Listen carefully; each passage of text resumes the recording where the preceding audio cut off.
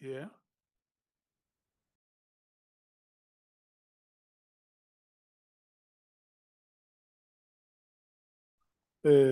Evidence leader and your team, Advocate Arends and Advocate Mkhwanazi.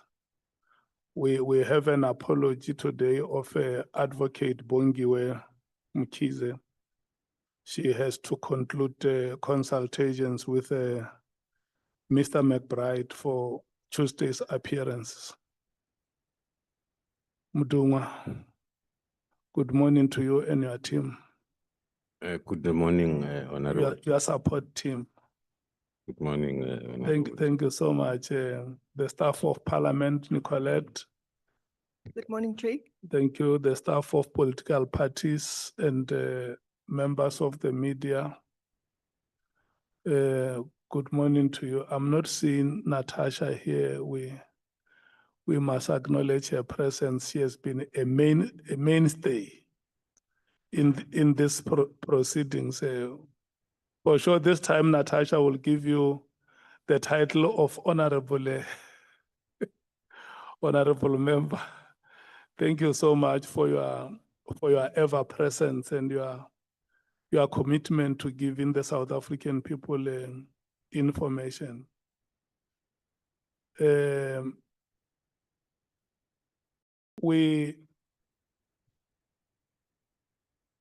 When we ended yesterday, it was after Honorable Matthews has spoken.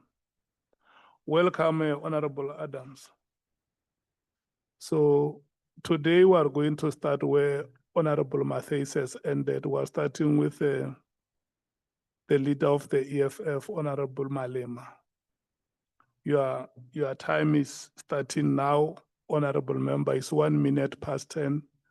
With that lapse of time, you will end at 29 minutes to 11. Good luck to you and General Khumalo. Thank you very much, Chairperson. Good morning to you and colleagues and General Khumalo and your team. I must start by apologizing that I've been in and out yesterday and the same will happen today. I'm in consultation with lawyers for my sentencing on the 23rd of Friday. So I don't mean any disrespect when I come in and out of this meeting. The first thing I would like to raise with you, General, is that I appreciate the fact that you're saying you act in a professional manner. But you will know that sometimes police act out of what is expected of them. And that's why we've got institutions like IPID to look at that kind of conduct. And in a situation of Nhlanhla where he says his children were put on the floor and pointed with a gun, and the wife was assaulted and all of that, you will agree with me that if that happened, that will be wrong. It's an unacceptable conduct that no African child should be subjected to. The fact that the case has not been opened doesn't mean it didn't happen. And I'm not saying it happened, but if it happened, it's something that you should be willing to condemn. And when it was uttered by Nhlanhla, for sure, you would have developed some interest to verify the facts that it really happened in a manner in which Nhlanhla is saying it. General. Thank you. Good morning once again, Honorable Chair, Honorable Member.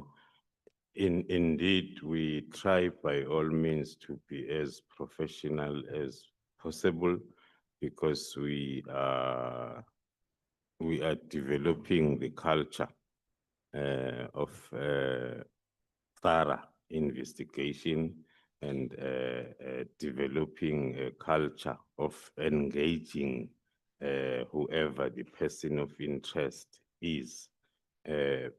We, after the evidence then by Mr. Nhlanhla, indeed, one did revisit the reports and then discussions with the operational commander to confirm. But as the honorable member is rightfully pointing out, if there are allegations maybe that are beyond our view from the reports that we receive from the team, Mr. Nhlanhla then is allowed to come forward, not to us, but through the structures like IPIT to lay complaint. Thanks, General. When you got arrested at the airport, how did you feel about it, that you get to be subjected to that kind of treatment as a senior police officer? Did you know about it before?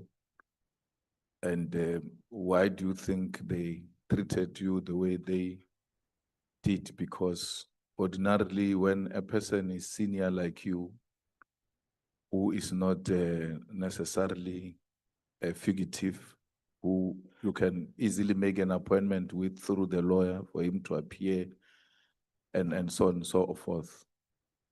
What really transpired there? Thank you, Honorable Chair, Honorable Member. It did not feel right. One had to look back at the investment that one has done in his own integrity for the past 34 years.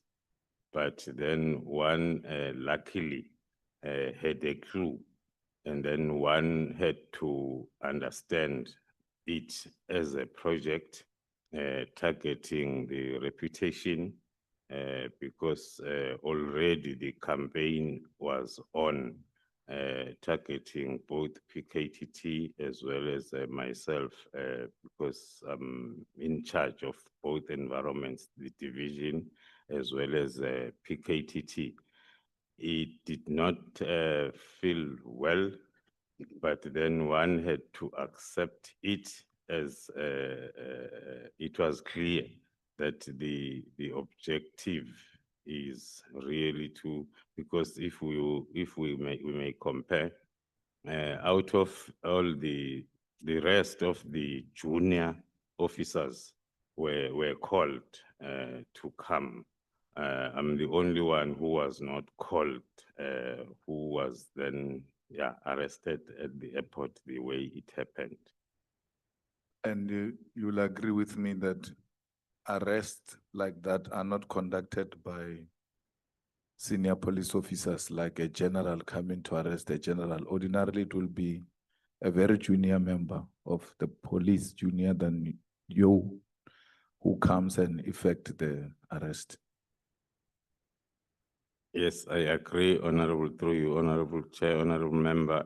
It was junior members, even the senior investigating officer was not present. So the whole SAPS that is working at the airport was activated. One could hear the discussion then from the arresting officers from IDEC as we are leaving, thanking the shift commanders and the station commander of the airport for well executed operation. So it was something that was not supposed to be done like that, but it did happen as planned. Do you know the junior who arrested you? Yes, I know my arresting officer. Is there a Sergeant Ndlovu in the PKTT? Sergeant Ndlovu in the PKTT, there might be one, I cannot but recall as of hand.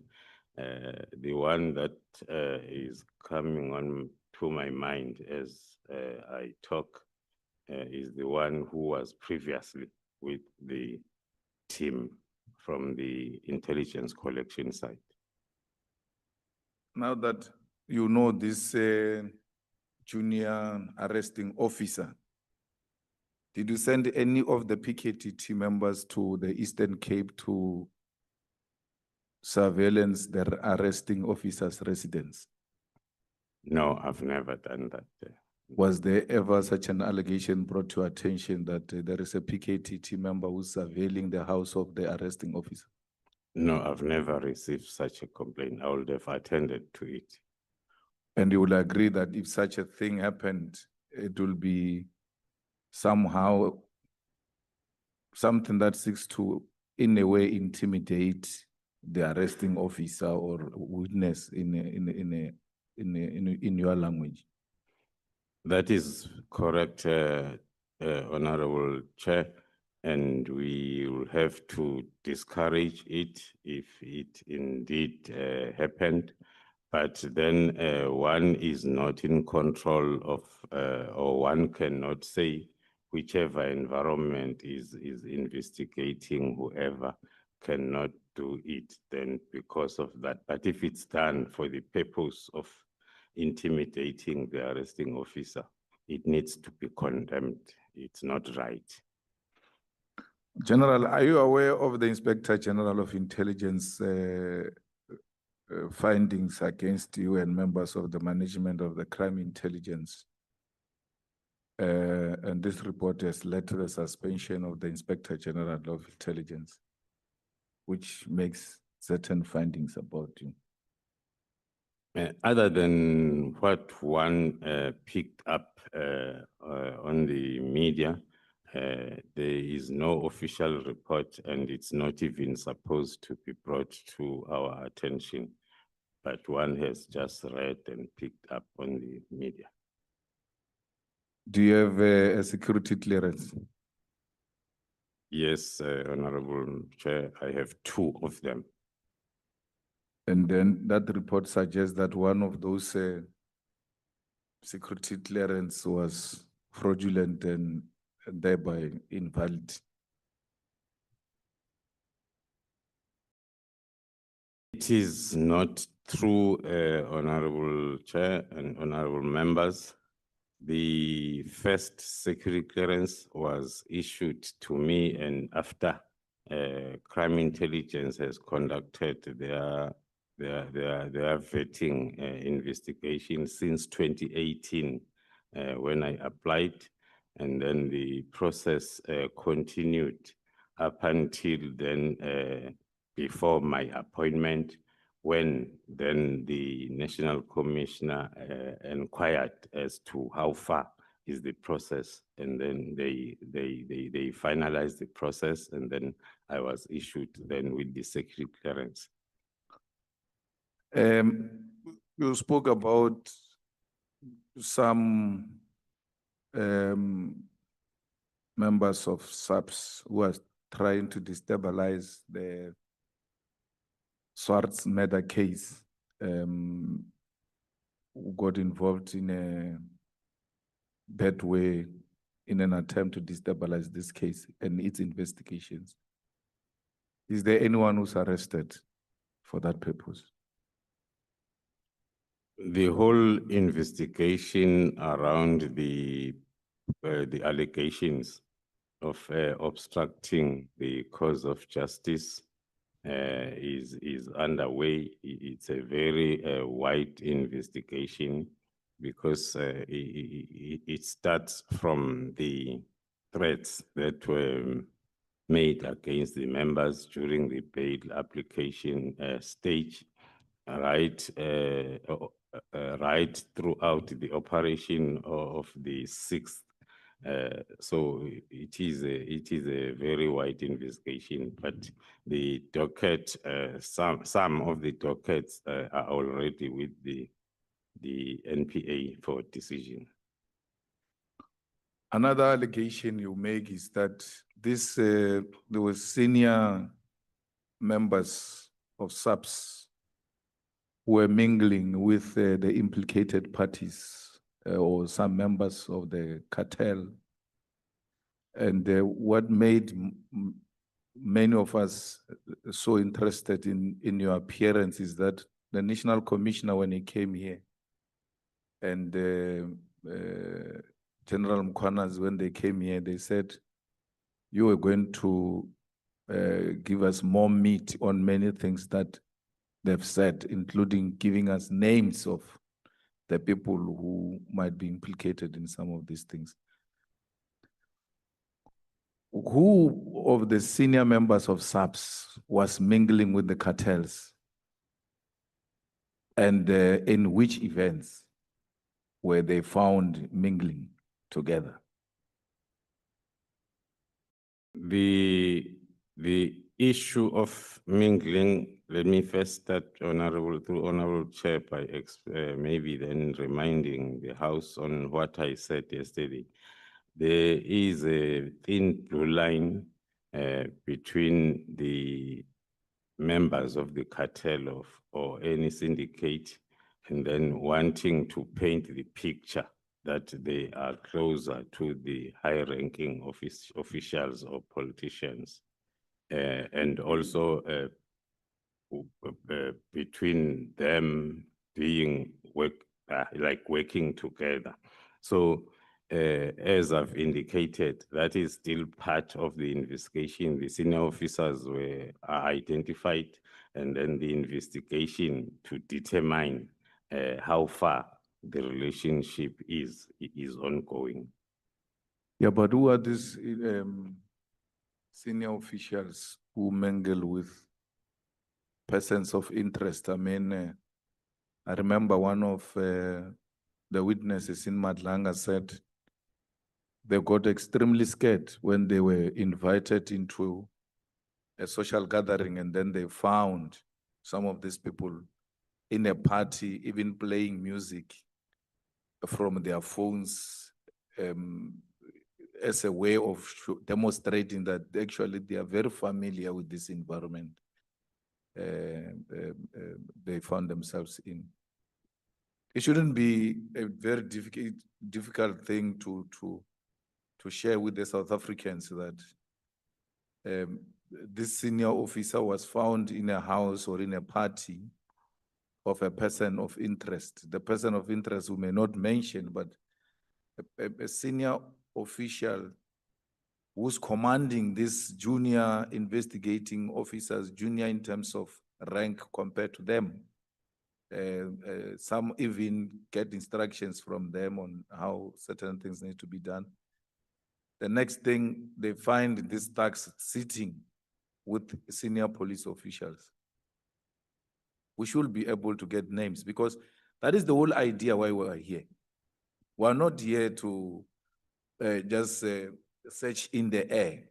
We want something that is touchable, something tangible, so that when we leave here, we're able to make the necessary recommendations and say whatever needs to happen to whoever if we find that indeed there is some involvement with wrong people who are involved in destroying the future of our children in this country. Thank you, Honorable Chair, honorable members. Referring to the evidence under oath led by witnesses A, B, and C in Madlanga Commission, they are referring to some events where then they will be called to attend some social gatherings, and then they will find then senior officers also being together with their persons of interest in the investigation. They mentioned the provincial commissioner of Gauteng, the Major General Shibiri that I referred on yesterday. I'm not sure, because I do not have that as part of my, their statements as part of my bank. When did the National Commissioner ask you to take over the investigation which brought Nhlanhla to your side? When was that? I might not have the exact date, but it is supposed to be around October, November, when then he invited me to a meeting where there was a complaint about that investigation, and then the complainant then was venting the frustrations and unhappiness about the fact that the docket was investigated by the team that was reporting to the Deputy National Commissioner Crime Detection, of which the allegations during the meeting were he is very close to a person whom the complainant was suspecting to be involved in the kidnapping. It was during that meeting that then the National Commissioner directed that I took over that investigation. So that will be October, November 2025. October, November 2024. Because 2024. we had our operation on the 6th of December. When a national commissioner was asked a question about whether he knows Nhlanhla or not, early 2025, he said, no, I did not know who the owner of the company was. I also did not know who Vusimuzi Nhlanhla is. But he referred Vusimuzi Nhlanhla to you in October, November 2024. And when asked whether he knows Vusimuzi Nhlanhla, he says, no, I don't know the person. And that is in 2025. Thank you, Honorable Chair. Even myself, I did not know him. He was, I think on my affidavit, I introduced that subject in one of the paragraphs, that the name was introduced to us for the first time during that meeting, and then we had then to start our investigation by identifying the person. From the National Commissioner's point of view, the name was mentioned by the complainant in our presence, both of us. So I won't be in a position to indicate if he knew him before that meeting. No, but he referred him to you in October 2024. When he's asked early 2025, he says, I don't know such a person.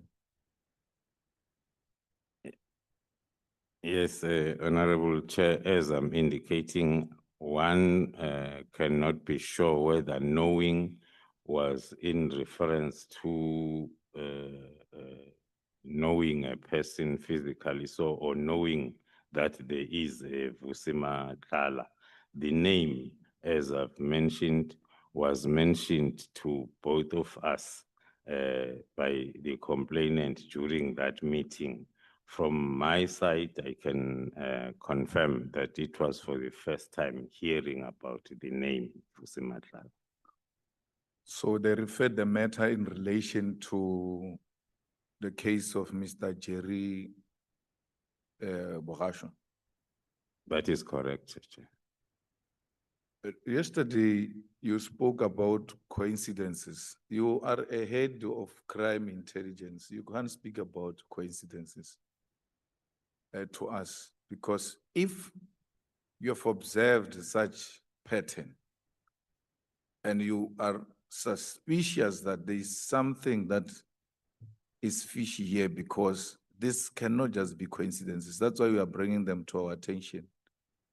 You run an operation on the 6th of December, and then at the same time, a person, Advocate Johnson, writes a letter demanding the dockets. And then you say it's a coincidence. A head of intelligence can't speak like that. You ought to tell us if there was connection between this demanding of the dockets in relation to the cases that were opened by Honorable Adams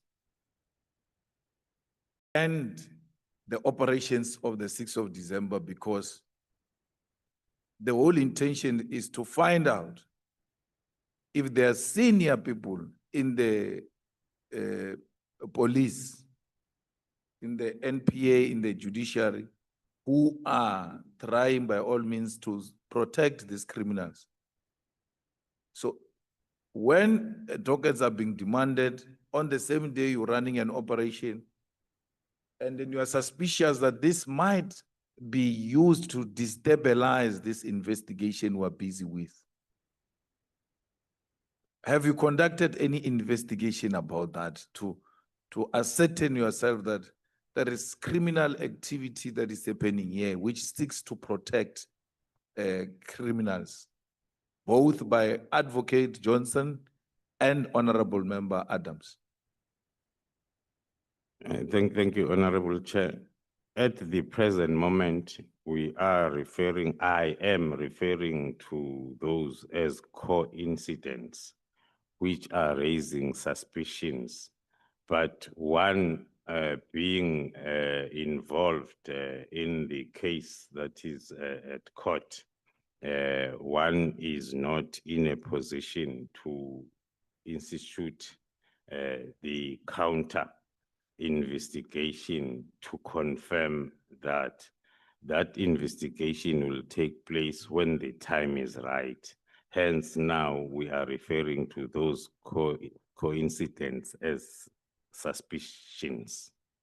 So the story that you tampered with, not necessarily you, but that Matlala's phones were tampered with, an allegation made by Advocate Johnson and Matlala himself, that story is not correct. According to us, that story is not correct. We have the proof and the statement from our digital forensic as to activities that we conducted on those phones. Whoever is alleging the deleting and then has to also come with a proof from their independent DFI. So you will suggest that Advocate Johnson and Matlala lied under oath? From our point of view, we can confirm that because we have the 212 statement as well as chain statements from whoever handled and dealt with the cell phones. And also the common sense has to maybe tell us that we were the ones that were interested in every bit and a piece of information that we might find in those phones. And then it will be defeating our own purpose if then we will we conducted the operation. We were not aware that the subject of investigation might be a person of interest to so many people and institutions that might at the later stage be interested in the cell phones. But for our investigation, it will be defeating our own investigation if we can delete even a full stop in one of those gadgets. That phone of Matlala, which was found in the cell, did you also do some forensic on it? That is correct, Honorable Chair. Do you confirm that Mr. Brown Mkhwanazi and the minister's conversation of any arrest affected? You speak about it in 155. That was not about Stelfontein. According to, thank you, Honorable Chair. According to our analysis of the communication, we confirm that it flows from the discussion of IPID expected to effect some arrests. And then as then it comes towards the end as a response to the discussion that is starting earlier on as I presented on my statement. Hence, then I concluded in my statement that it cannot be possible that that arrest was related to the Stilfontein issues. So Minister lied under oath that he was talking about Stilfontein. Unless then they can be a proof like we are producing in the form of that communication and interaction and responses. So do you confirm that there are journalists who are also involved in this kind of activities to protect these cartels? We have identified some that we believe that they might be part of the communication department of the cartel, and then the investigation is still ongoing on that part. In your own opinion, the disbandment of PKTT was to protect the cartels? Up to so far, we are convinced based on the reasons that are contained in my statement that before the first takedown on the 6th of December, one has never received any complaint or any issue, negative issue around the PKTT. So it came as a surprise, but then with the understanding that the only reason might be that the PKTT assisted the GCI ops in Gauteng. The National Commissioner, when he came, he said, you are going to give us names of the politicians you are investigating. Are you able to share those names of politicians who might be involved in corruption that you are investigating? As I've indicated during my testimony, Honorable Chair, that as per the legal framework, we are not allowed to identify a subject of investigation until the investigation is finalized. And then Thank you so much, honorable members. Any judge? The next speaker is Mbangazita from the Inkatha Freedom Party. Up until 2 minutes after 11 o'clock, Honorable Mngango.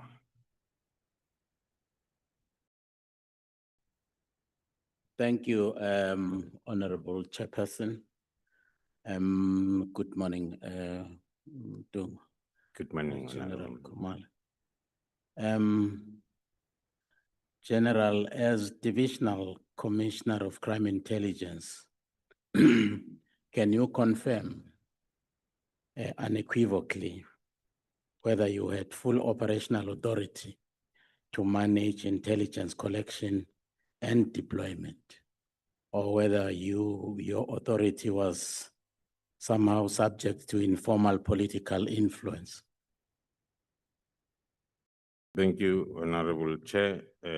As far as I'm concerned, as well as my activities and actions ever since I was opened, I have the full authority to direct the collection of intelligence within the environment without any influence.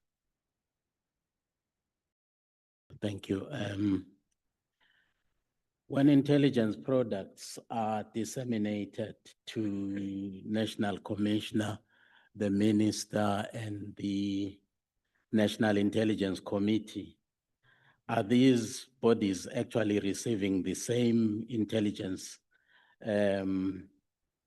or are different versions of intelligence shared to these different bodies? And I'm asking this because when General Sbiya was here, he actually gave us a lot of different, intelligence information from what you are actually telling us now. So that is why I'm asking whether you do share, the same product. Even the minister was telling us something different. Hence, he was actually very adamant in that the PKTT must be dissolved because it has actually outlived its usefulness. Thank you, Honorable Chair. Maybe attending to the first part of the question. Indeed, there will be a difference in terms of reports. The reports that we share with the intelligence coordinating structure is of a strategic in nature, and then when it comes to the ministry, in terms of our AOP, we are expected and we do submit the monthly intelligence reports that are talking to both the activities for the previous month as well as the preview of the activities then for the next month. That is at ministerial level.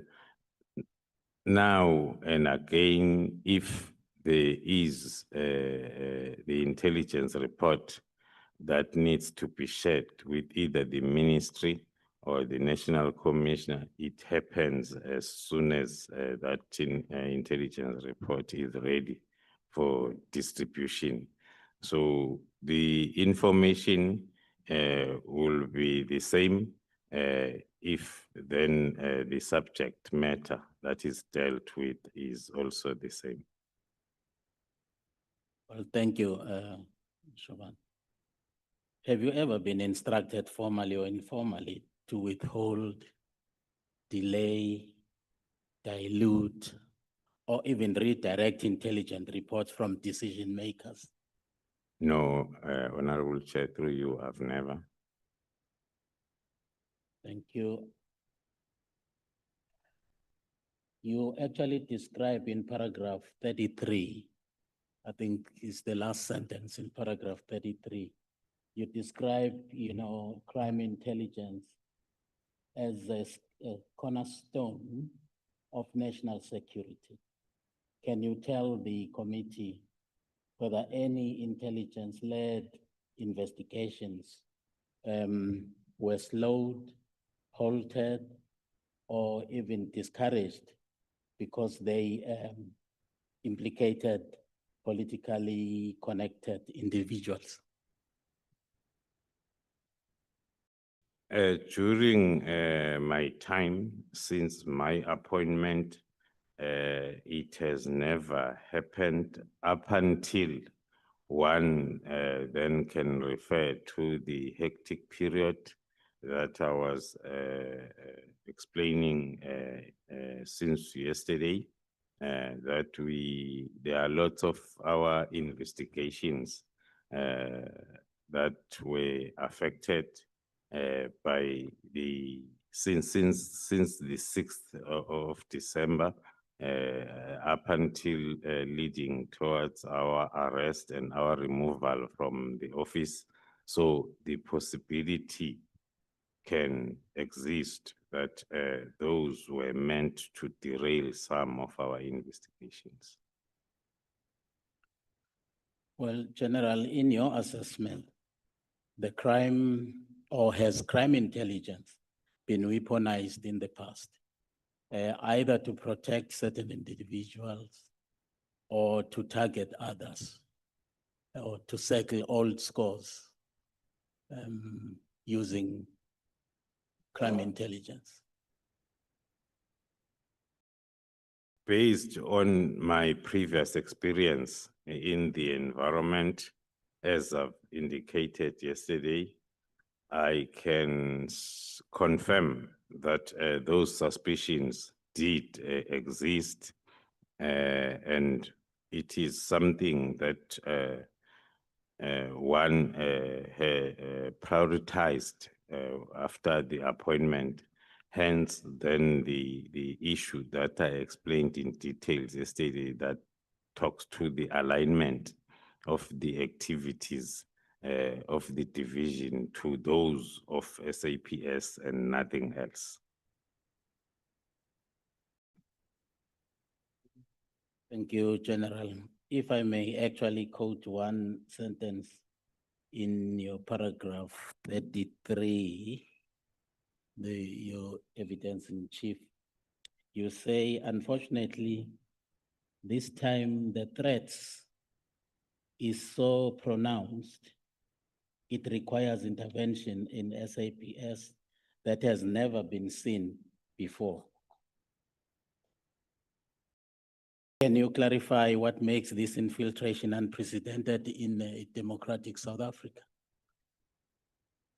It flows, that Honorable Chair, thank you. It flows from my narrative yesterday of what we have experienced during this operation since this investigation started, to realize that what was known and within SAPS was for a sergeant, a constable, warrant officer, stopping a car on the road and requesting or demanding a jojo, and that was something that we thought we are battling with. But realizing the infiltration that we are experiencing now internally, that is at a very highest level of top management. And then that's what makes us to think that the interventions that needs to be implemented are the ones that have never been seen before.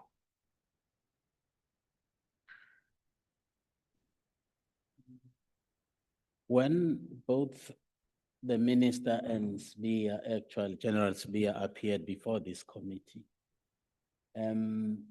they both asserted that PKTT's term of office actually expired in 2022. So that their argument was that its operation after that was actually outside its mandate and therefore illegal. Any expenditure incurred by the activities of the PKTT was therefore illegal. Now, is the minister aware, or was the minister not aware of the extension of the term of the PKTT? I'm asking this question because SDK 9, paragraph 72, even of your evidence, there are signatures there, and General Sbiya's signature in that information notice there, where the extension of the term of PKTT actually is contained. But Sbiya came here and argued strongly that PKTT's term expired in 2022. But in terms of that information note, the extension actually, went up to 2025, if I'm not mistaken. Would it be that Sbiya came here and actually lied under oath? Before I get to the Honorable Chair, through you, before I get to the last part of the question, I have to indicate that that is one of the reasons why we are convinced that all of the reasons that has been forwarded up to so far as the reasons for disbanding the task team are not true, and there is no honesty into that. Referring to the information note that the honorable member is quoting, common sense was supposed to be that if there is this directive, then myself as the Deputy National Commissioner, I supported the commitment of funds and the budget for this project up until end of March 2025 with my signature. Now, if then I have to spearhead the disbandment in January before the end of March 2025, what will that mean in terms of my activities around the Public Finance Management Act in terms of fruitless expenditure? The money is committed, and then I also then spearhead the disbandment. So the reason around the unlawful operations by the PKTT after 22 are unfounded. There are documents including that information note and the approval that had even the Deputy National Commissioner's signature. So it cannot be true that the PKTT was operating unlawfully after 2022. Well, thank you, General.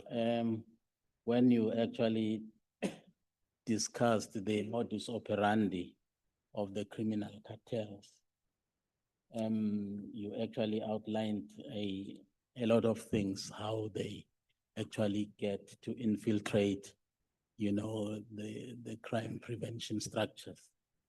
My question is, why do intelligence structures actually fail to detect and deal with that infiltration? I'm here talking about, for instance, Nhlanhla.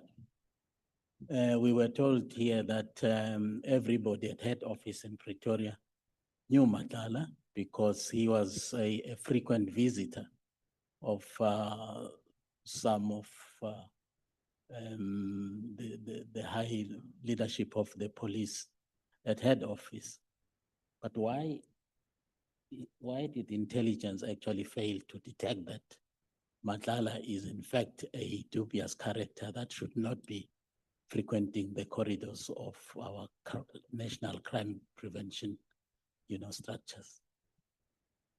Thank you, Chair. It's one of the areas of improvement that we have identified to be supposed to be a priority. If we look at the current structures as well as the current capability and capacity, counterintelligence was one of those areas within the division that were not capacitated to fulfill roles like that. It is now during the reforms that we are then focusing on that, because we have identified it as a threat to the national security of the country. If then the criminal justice system can be infiltrated so easily. Do you ever discuss in particular the contents that you shared with us around how criminal cartels actually infiltrate, you know, the corridors of power with your colleagues at different levels? I'm here talking about your DivComs, your all those other, top guys there. Just to share that information so that they are also aware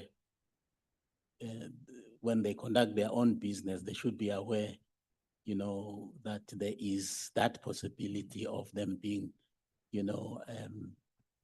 infiltrated, especially when you're discussing the issue of the cultivation of relationship between cartels and the corridors of power. The discussions has always been happening as and when then there are meetings, but one has realized that we need to influence that there are policies or standard operational procedures that are going to be cross-cutting all provinces as well as all divisions in terms of how to deal with then the external stakeholders. It does happen, especially with the visible policing side that is dealing with partnerships, that they will refer to us for a thorough profile of any stakeholder or partner that would like to partner with them in any project that is related then to the crime-related issues. Upon assuming office, you identified the gross misuse of resources and intelligence methodologies. Are you prepared to share with us who actually benefited from this misuse and why was it allowed to persist for so long? Thank you, Chair. Maybe for the reasons that I mentioned yesterday, without going into details into the intelligence methodologies, but one can confirm that the beneficiaries has always been senior officials within the division, as well as some individuals, especially from the business sector, that will be benefiting then with those abuse of resources as well as intelligence methodologies. That was made possible by lack of legal framework that I attempted to unpack yesterday as to what made it easier than for wrong things or unlawful activities to continue as if they are lawful. It's because then there was no strong legal framework guiding the activities of the division. You stated in your evidence, in chief, that you removed state vehicles from senior managers and reallocated them to operational units. Can you confirm whether this decision disrupted entrenched privilege within senior SAPS ranks and linked to your arrest as a reaction to what you actually did? It's one of the decisions that made one to be not so popular because of the benefits that was coming then towards those seniors that were involved in that scheme. Because if you have not been spending on a vehicle installment and the running cost for your private vehicle, in fact, not even owning one, for the past 15 to 20 years. And then all of a sudden, then come the situation where that come to an end, and then you won't take it lightly. So indeed, that's why then there were those rebellions in the form of misinformation, in the form of campaigns for one to be removed from the division. I'll make one example.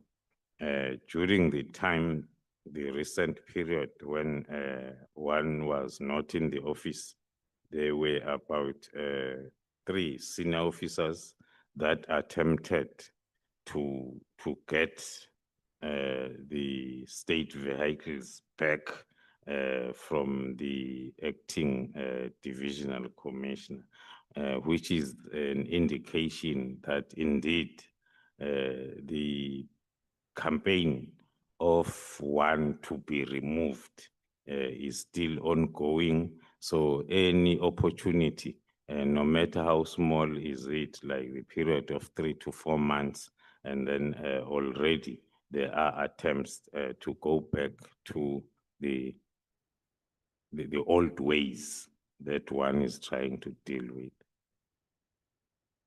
So clearly, it seems you are experiencing some sort of a coordinated resistance from different, quarters within SAPS.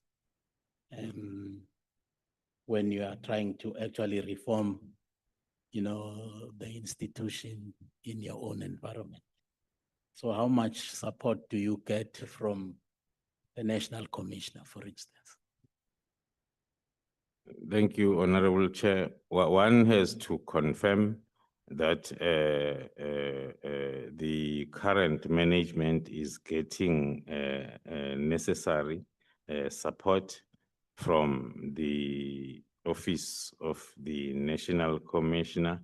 Hence, then these reforms are proceeding in spite of the challenges that we are facing. Like one can look at the whole year that has been lost in terms of this turnaround strategy implementation. Since then, this chaos started from December last year up to most recent time. Thank you, General. You refer to misinformation about informers being paid only 3,000 rand. Can you clarify how informer payments are actually determined, authorized, and audited? I mean, our people are not working out there, and some of them might benefit the country for actually being part of this arrangement here. How do you pay them? How much are they being paid? Are you at liberty to share that with us? An informer can be paid as much as the informer can sell, the value of what the informer is selling. So it's not a predetermined, there is no predetermined price as to how much. It's always the principle of value for money, like we do with our own private budgets. We apply the same principle. So it won't be easy, because there is a checklist that each application has to go through as to the value of that information that was sold and we bought it. Well, thanks, General. You then introduced tighter controls over informal rewards. Did that actually threaten established patronage, in your view, patronage networks within crime intelligence. Indeed, one can also confirm, that's why it's listed as one of those decisions that were not supported by some in the senior management, indicating that those control measures were making it impossible then to misuse the state coffers or funds. You also identified and dismissed ghost employees. I remember that one of the generals, I'm not sure whether it's General Mkhwanazi, I can't remember, who actually shared with us that one general who was running a private farm operation had an army of these employees working on his farm but being paid for by SAPS as either informers or whistleblowers or of some sort. Can you confirm how many individuals were removed and how long they had been on the payroll? And then what is going to happen? Because I heard you yesterday even saying that there were some who actually had even, received ranks within the SAPS, and yet they were ghost police, if I may call them that way. What is going to happen to the accumulated either pension or benefits of their illegal employment? Thank you, Chair. It's a project that is currently still on because it talks to the identification. The first thing that one has to explain is there is no proper paper trail for that process by then. So even identification of those employees, it's not something that can happen overnight. It's something that we are busy with the roll calls that we are doing spontaneously so as then we are able to identify those that are part of the group. But as soon as we do identify, and then we will then start the process of investigating that will then lead to the dismissal thereof, and then the file then referred to our legal services and HR departments to start the process then of dealing with the expenditure or the benefits and the salaries that were unlawfully given to that ghost employee. General, you were accused of appointing, quote unquote, your own people. Can you confirm whether all appointments? Bangazita. Don't look at me, look at the time. Thank you, Honorable Well, Chairperson. we want Thank to you, General. so much. The next speaker is Honorable Solis. There has been a small lapse of seconds, so your time will run until 11:33. Is the chair saying that I have an injury time or something? No, I'm now addressing Honorable Solis. Thank you. Thank you, Chair. Good morning, General. Good morning, Honorable Member. General, is Minister Mkhwanazi, is he corrupt?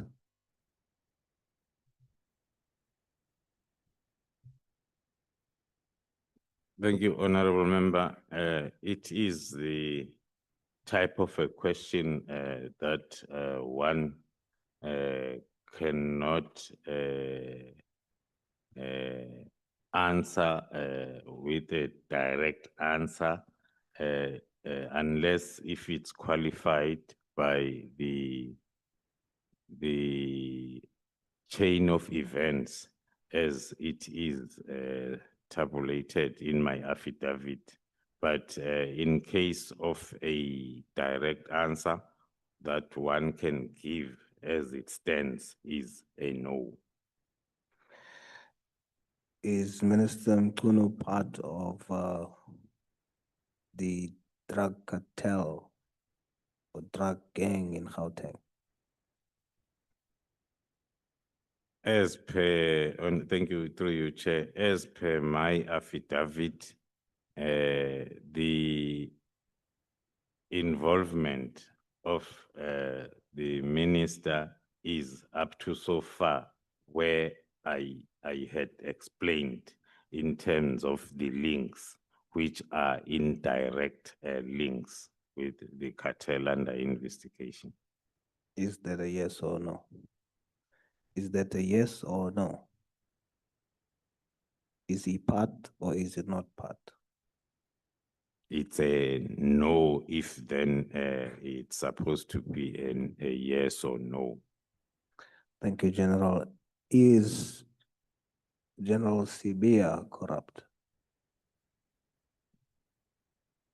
The same answer will be applicable because corruption is a charge that needs to be investigated up until the investigation then is completed, and then a person, a subject of investigation is charged, then you can come to that conclusion of a direct answer of a yes. So the answer, whilst the investigations and inquiries are ongoing, it will always be a no. Is General Sibia part of the drug cartel in Gauteng? The same response will be applicable to the question, Honorable Chair, that the investigations are ongoing. So one is not in a position to say yes or no in terms of the mentioned individual like General Smith. So the answer is no, as you stand here today. Yes. You testified yesterday that, open quote, almost the entire SAPS Gauteng works for cartels, close quote.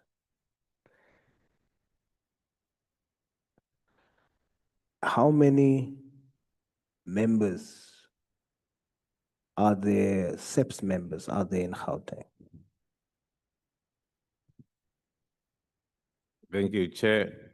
One then cannot be in a position to give the figures unless then one is to get the figures from the respective directorate of human resource, as well as maybe the CFO to give us the numbers in terms of their payrolls.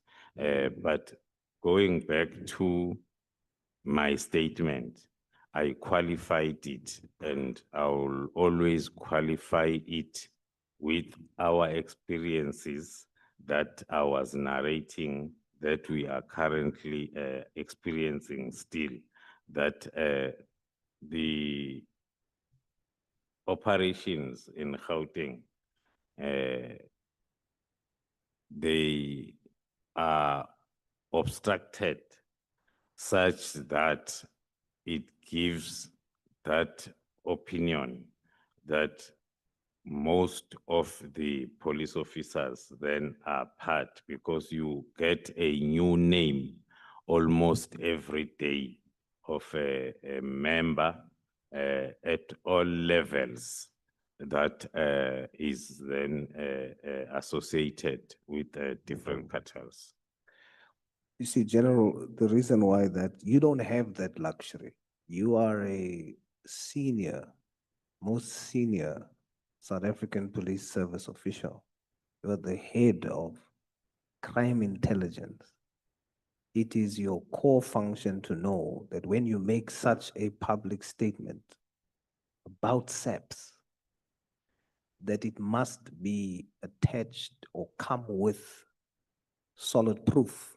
Because if I sit here as a layman and the head of crime intelligence says that almost the entire SAPS Gauteng works for the drug cartels, in my view, I would say that's not a layman saying that, that's a head, that's a national head. That means he must have solid proof to make such a statement. You have a duty not to just make statements like that. You have a duty to only make such statements when you have the facts. And that's what you've been saying, that your division is meticulous in investigation. So therefore, it is important for me to understand the financial year 2024-25, General. Gauteng had between 36 to 38,000 members. So when you say almost the entire SAPS in Gauteng, 100% of that is 38,000. So how much out of 38,000 members in Gauteng, based on the statement you've made yesterday, does almost refer to? The entire is 38. What is the amount based on your intelligence who are working for the cartel in Gauteng? Thank you, Honorable Member. The statement cannot be properly understood if it is singled out and cited as a standalone statement. It talks to, I gave an example of our interventions through PKTT in KZN, that there was an open statement that the local police officers are compromised when it comes to investigation of such cases. And that was made to be part of our investigation, the identification of those, and then the investigation thereof to confirm.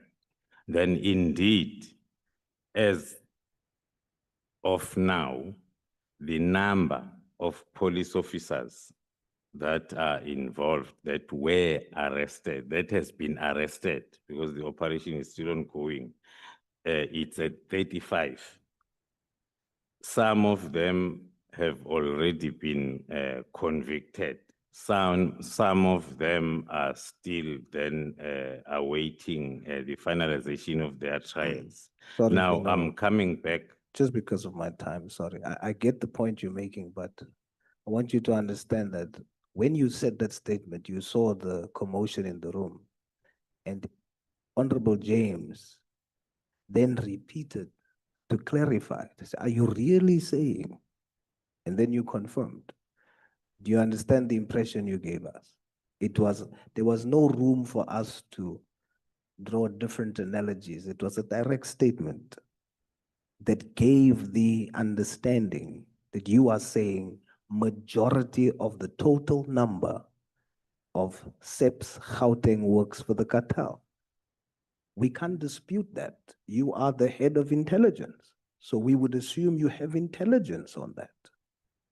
Are you saying now, to correct it, that you do not have intelligence on that statement, that the entire SAPS in Gauteng works for the cartel, almost the entire, that you do not have such intelligence, and that is a reckless statement made yesterday, and it gives the wrong impression? Thank you, Honorable Member. I will try to explain again because I was giving that statement the basis of which it came from with the KZN example. There will always be an overview of the threat that is identified, which then will be based on that statement. And thereafter, the process of identification and investigation will be a continuous process that then will talk to numbers and names. So it's something that is taking place on daily basis. But the statement for now, as I uttered it yesterday, it's related to the threat at a broader sense, to say the operation was affected by the fact that whatever that the team is planning will find its way to the target or to the persons of interest. Yes, we're not disputing that. Zondo has shown us that there's criminal elements in SAPS. We're not disputing that, but it's not correct to say that as a general, you can come and first make a statement and then go and investigate. A statement that speaks to the integrity and the public confidence in the institution that you represent. You can't do that, General. It is not correct for you to make a blanket statement and say now, you'd have nothing to back that up here. You are still going to investigate and then come back and say, oh no, it's true. And how much is the number? So I put it to you as a project leader of a highly skilled and trained investigative team, and as the head of crime intelligence, it was a reckless, irresponsible statement for you to make. That's my submission to you. In the Nhlanhla Commission, you testified, General, that on the arrest of Mulife, one civilian boy Mtetwa called General Libya. Is that correct? I do not have the affidavit that was submitted to the Nhlanhla Commission to confirm in terms of the paragraph and the correctness of the statement as it's put by the honorable member. You stated it already. It is publicly available on all platforms, where you stated that one by the name of Boy Mtetwa called General Libya, and that is how you testified as what was interference by the Hawks.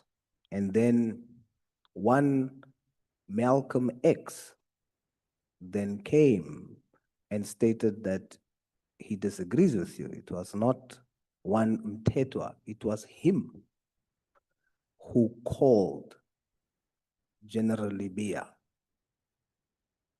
And he went public and said that you lied under oath. Did you lie? As through you, Honorable Chair, I will then request that if then the questions are related to my affidavit submitted to the Nhlanhla Commission, and then I'm afforded an opportunity so as I can refer to, because it's not easy to admit to such type of questions without referring to a particular paragraph as made under oath. Are you saying you did not testify to that I- effect at the Nhlanhla Commission? I testified in Nhlanhla Commission based on my affidavit Okay, submitted let me there. rephrase. Are you saying you did not say Boy Mtetwa called General Libya in your testimony? Are you saying you did not say that? I'm not saying I did not say it through you, Honorable Chair. I'm not saying I did it. All what I'm saying is I do not have the affidavit that I submitted to the Nhlanhla Commission as part of my bundle, so as I'm able then, I'm under oath here, so as I'm able then to give the response with reference to what I testified on at Nhlanhla Commission. General, please describe your relationship with General Masemula and General Mkhwanazi. How would you describe your relationship? Okay, thank you, Chair. We are colleagues that grew up in the SAPS. We happened then to meet along our careers, where we first met and worked together for the first time was in the Division Operational Response Services. And then up to date, we are still having that relationship of colleagues that are working for the SAPS. You are very close, and one of the central things that brings you and makes you so close is the PKTT. I just want to go through a timeline because my time is almost up and I'm hoping I finish it in time. Just to show the interesting link between your relationship and how that relates to the PKTT. In 2011, General Mkhwanazi is briefly the acting national commissioner in 2011. In March 2012, General Mkhwanazi appoints General Masemula as Deputy National Commissioner Operations that later becomes policing. You testify in your affidavit that in 2018, you then as Major General or as Brigadier, whilst General Mkhwanazi is the Provincial Commissioner and General Masemula is the Deputy National Commissioner in 2018 for policing, you draft the implementation plan for the PKTT. And it is recommended officially by both General Mkhwanazi and General Masemula. In 2022, General Masemula becomes and is appointed the National Commissioner. And at his appointment, he then does similar to you what General Mkhwanazi has done to him when he was acting National Commissioner. And you get appointed as the head of crime intelligence. On provincial level, General Mkhwanazi is responsible for the PKTT and is also the co-chair for the steering committee that should have oversight over the PKTT. On national level, you have General Masimula, who is in control of the National Steering Committee.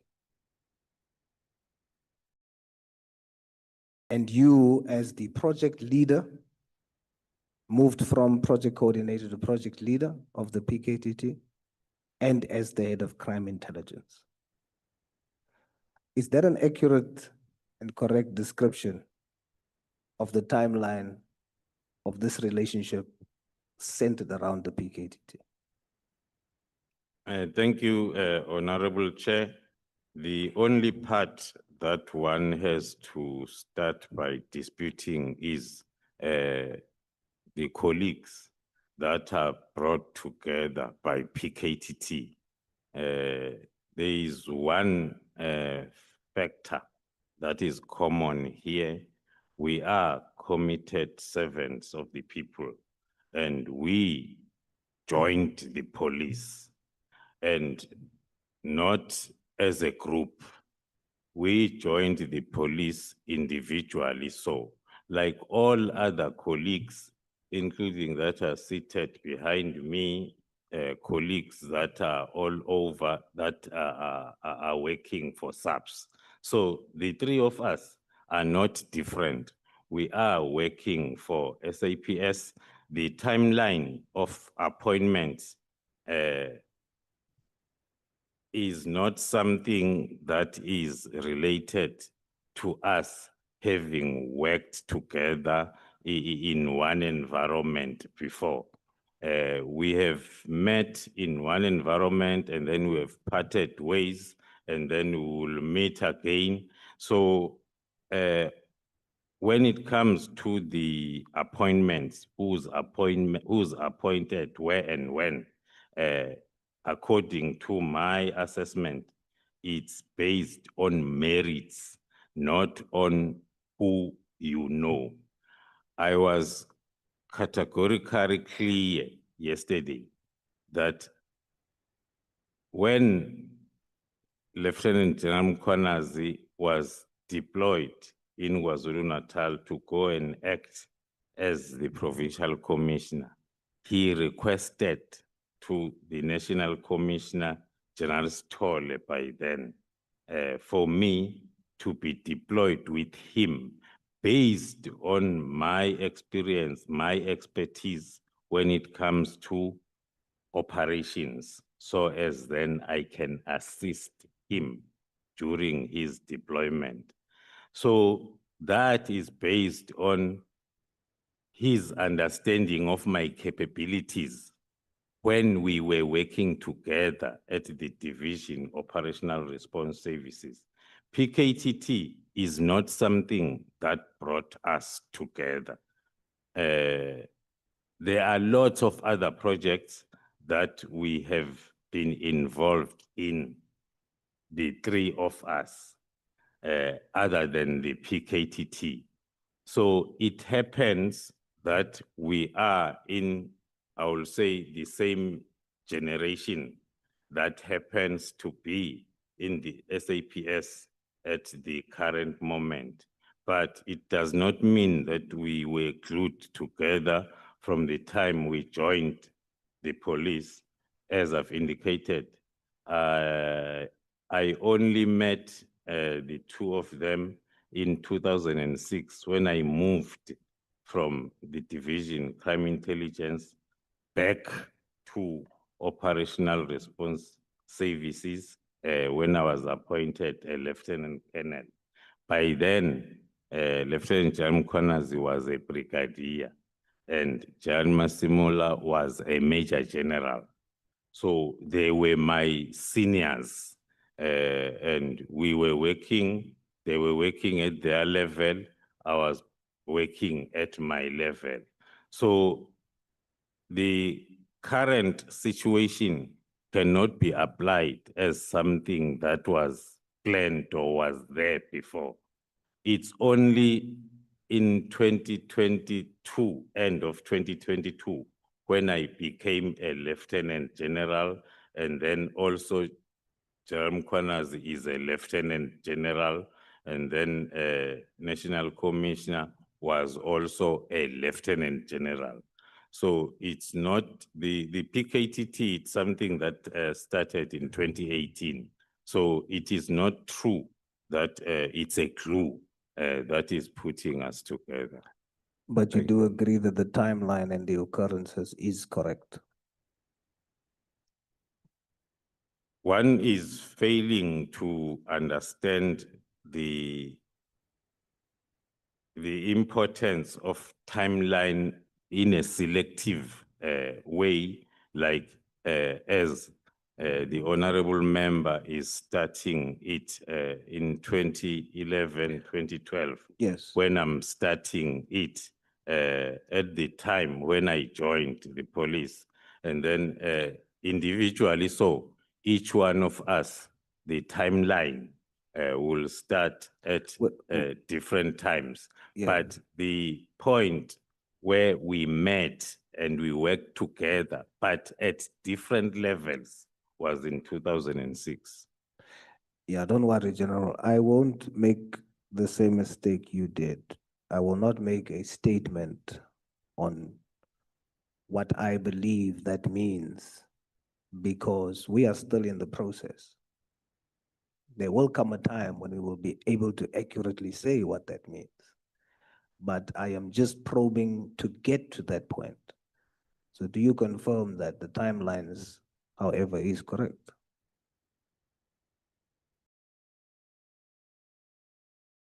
I do confirm that the timeline is correct as narrated by the honorable member, but the reasoning behind, I don't agree. Yes, like I said, I will not say exactly yet, because we are still probing to get to whatever the truth is around the issue.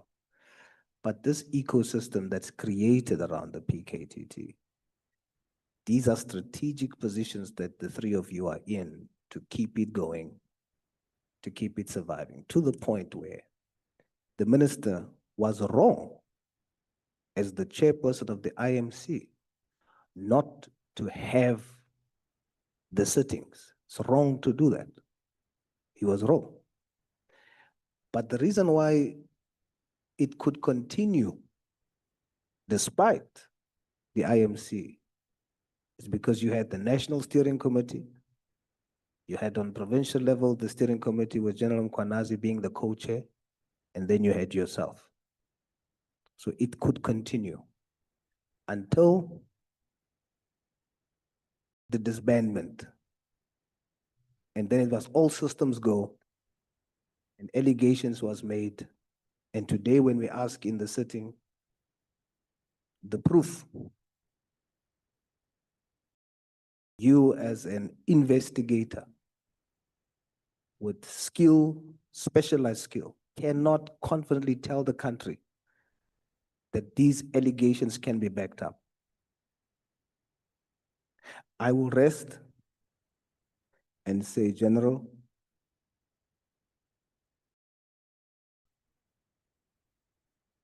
the truth will reveal itself, and everything is not as it seems. Thank you so much, Thank you, Chair. Honorable Sultan General. Honorable James. Thank you so much, Chair. General, please be very concise and to the point. I don't have much time. During your time as Head of Crime Intelligence, how many drug cartels have you dismantled and identified? I cannot have the exact figure to give, but in terms of our annual performance, we have those figures we can supply. Just more or less, how many have you identified and successfully dismantled? Because as things stand, it's as if these drug cartels are operating forever and a day in this country.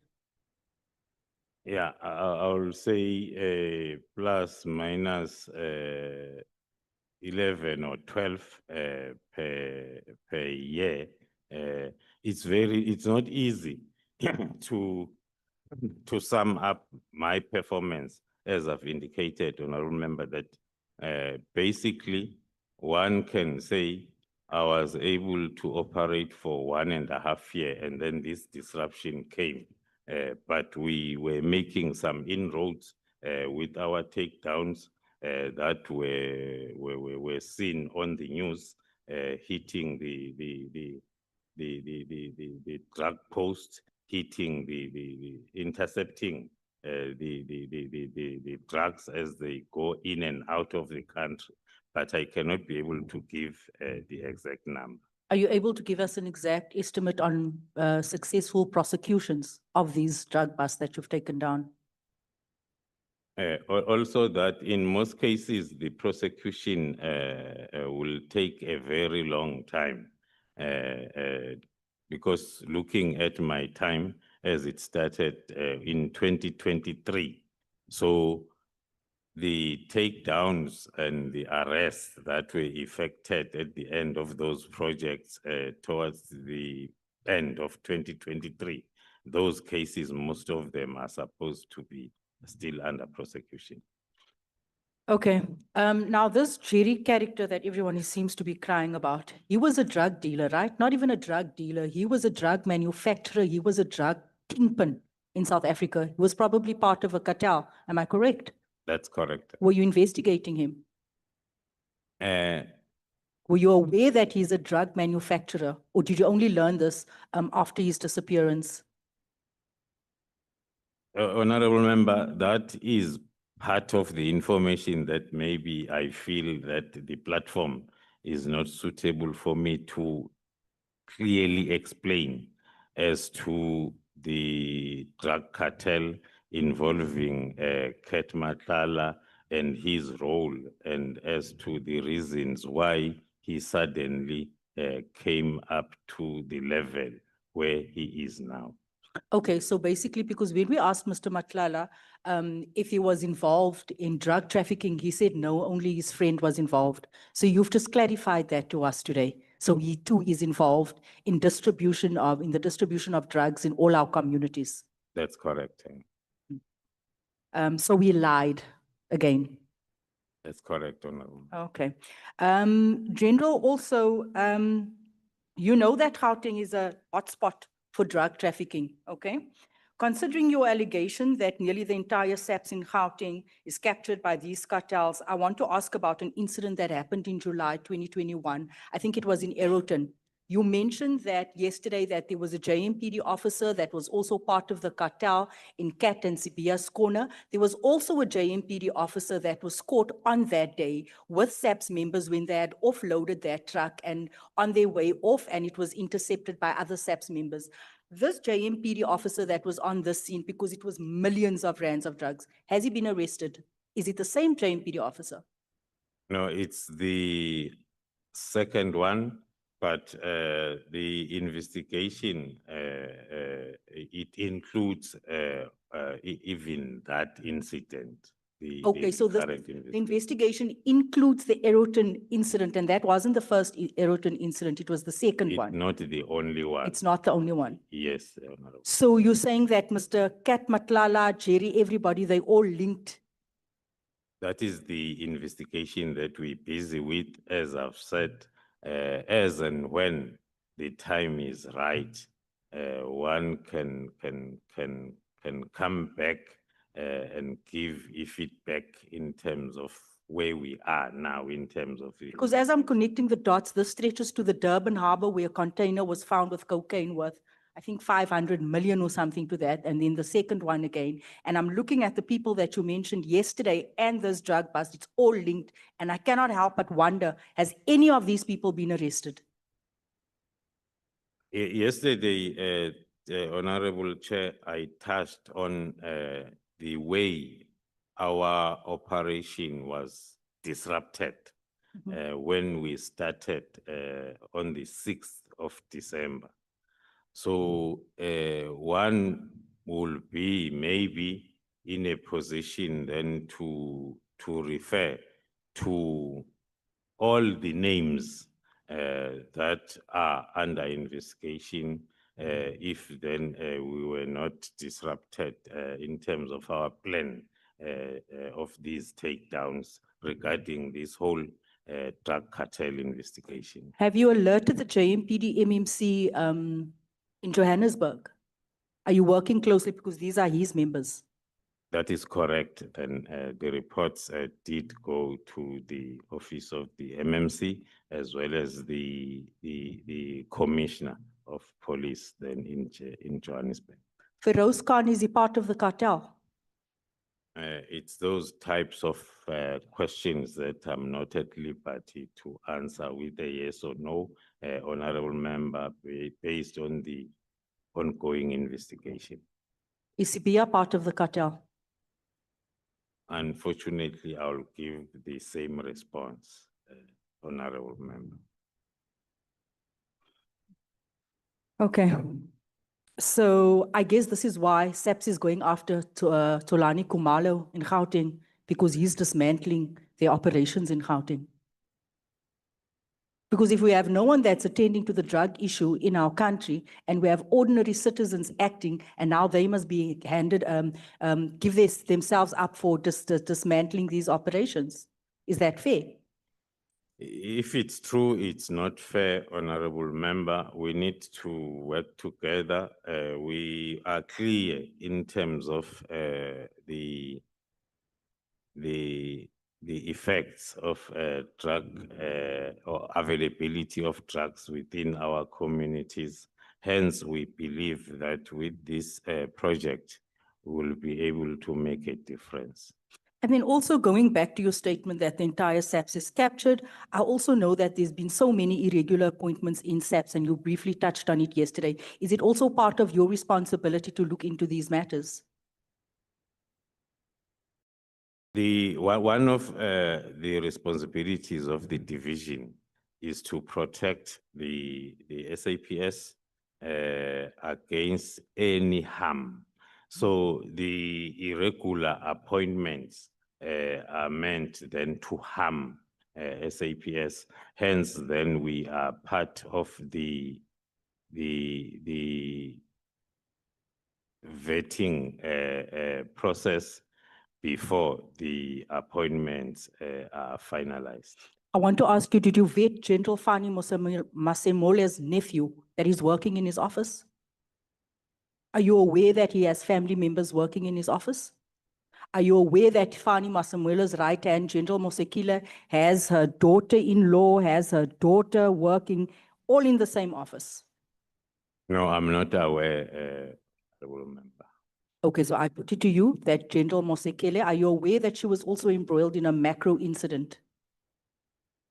We have the report that talks to that, but again, it's not a matter that we can discuss as it's still under investigation. Because the reason why I'm saying and mentioning the irregular appointments, because if it's one big family affair in SAPS, this is why we have the entire SAPS captured. Because it's a family affair, and this is why we have drug cartels that continues to make inroads in our communities, because no one's prepared to speak out, because it's a family affair. It's right starting from the National Commissioner's office. So that's where we have to start.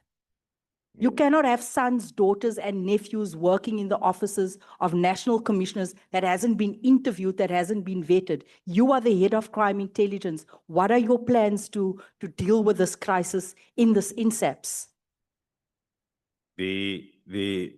What is contained in my statement, that was only referring to the division crime intelligence, the subset large, and then there are plans that are in place then for a team that will be inclusive of our counterintelligence and vetting sections in terms of identifying all those challenges or threats and deal with them then the correct way. I want to go back to this question, and I didn't want to belabor this point because it's been asked by my colleagues. From the pool of SAPS members with your analysis and intelligence identified as working for or with these cartels, how many to date has been arrested? Can I request that the honorable member repeat the question? Right. The pool of SAPS members that your analysis and intelligence has identified. So your analysis has identified that there's a pool of SAPS members working with cartels. To date, how many has been arrested? We,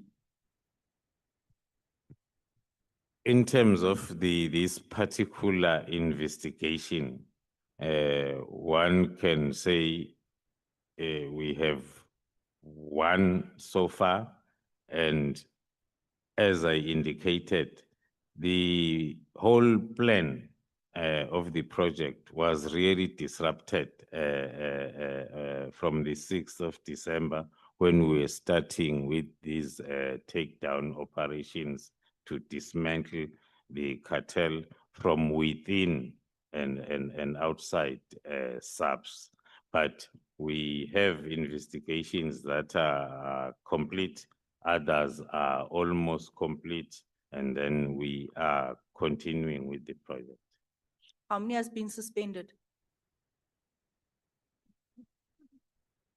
I won't be able to give the number, honorable member, as that falls outside my scope. Then the Divisional Commissioner, Human Resource Management, will be the one that can be able to give those. Do you know how many has been subjected to internal disciplinary processes? I know that there is a process that had started, but still the statistics are with the respective division. General, I want to ask in closing, do you think that your department is adequately capacitated to deal with the drug cartels and the crime in South Africa? At the present moment, I can confirm that we are not capacitated at the level where one would wish. It's a pity that then there are these challenges that we come across as we embark on the capacitation of the environment, so as then we are able then to be at the level where we can deal with organized crime. I explained yesterday, honorable member, that maybe the obsession and the focusing on the PKTT is what makes us maybe lose the focus. I was trying yesterday to bring forward the methodology instead of the name that makes us then maybe associate it with the faces of whoever is. There are lots of plans that are included in my affidavit that are implemented by SAPS. And I indicated that this methodology has been approved at different levels for it to be implemented. So it needs just the capacitation. Yesterday, I referred to it as a will from different levels, so as then we can be able to do what we are supposed to do in terms of drug trafficking and usage thereof in our country. The reason why I pose that question to you, because for as long as we don't conclude on all of these investigations, our country remains under threat by the likes of Ministers General Sipia and Kat Matlalas. So it's important for us to know whether, and also in terms of our recommendations that we mean to do after this report, it's important for us to understand the state of that department. That is very, very important. You agree? I do agree, Honorable. Thank you, Chair. Thank you so much, Honorable James. I think some of the questions that you have put here, you may have to put them in writing to the respective people, especially those allegations about the appointment of their relatives. I don't think General Khumalo should be answerable to. If there is an allegation that I'm working with my nephew, it must be me who must respond to that allegation.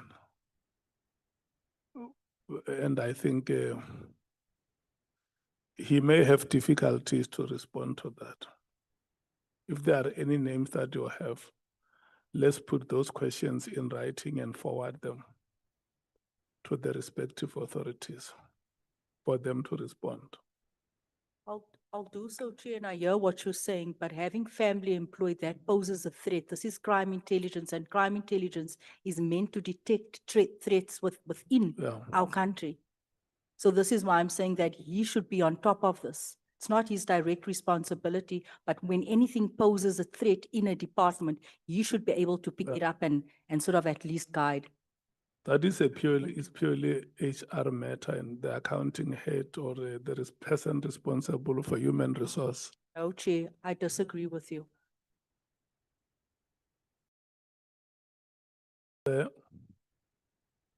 Honorable James, will you do so? Will you forward the questions in writing to the respective authority that must respond? Yes, I will, but it's not purely an HR function. Thank you, Chair. Okay. Honorable members, we are going to take a 10 minutes break until 12 o'clock. When we come back, I can see that side, the list is exhausted. Honorable Mngango has spoken, Honorable Sauls has spoken, Honorable James has spoken, Honorable Malema and Matthijs have spoken. So we are left with Honorable Sangoni, Honorable Ntuli, Honorable Skosana, and Honorable Breitenbach will be the last for the day. In that order. Welcome, Honorable Mkhwanazi. Thank you so much. Can we come back, Honorable Sangoni? When it strikes hour 12, you must be sitting here. Thank you so much.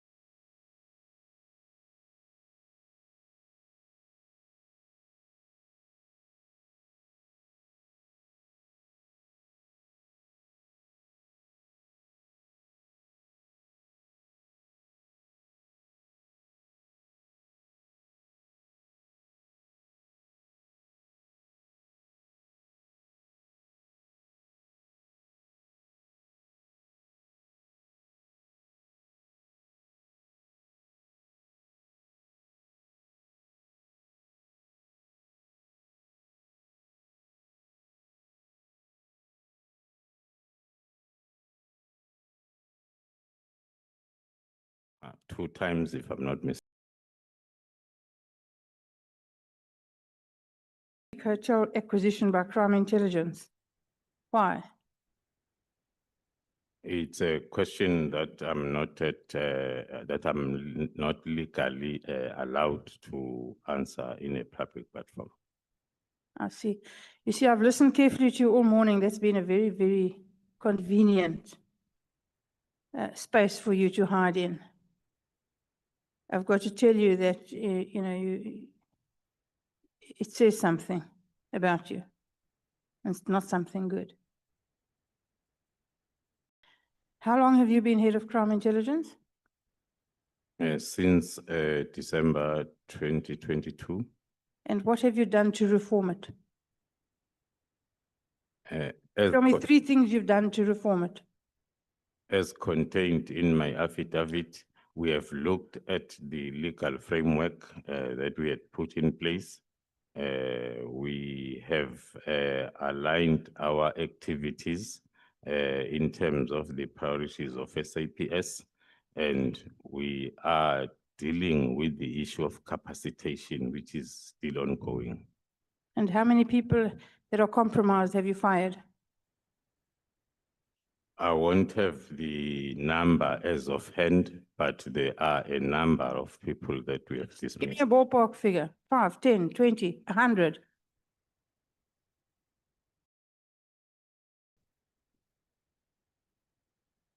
I will say, since my time, since I was appointed, we can talk around 30. 30, Yes. fired, gone. Yes. Thank you, General. Thank you, Chair.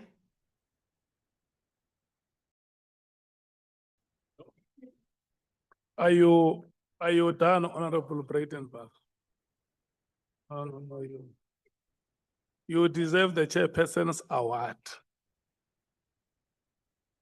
Can we take Honorable Sangweni?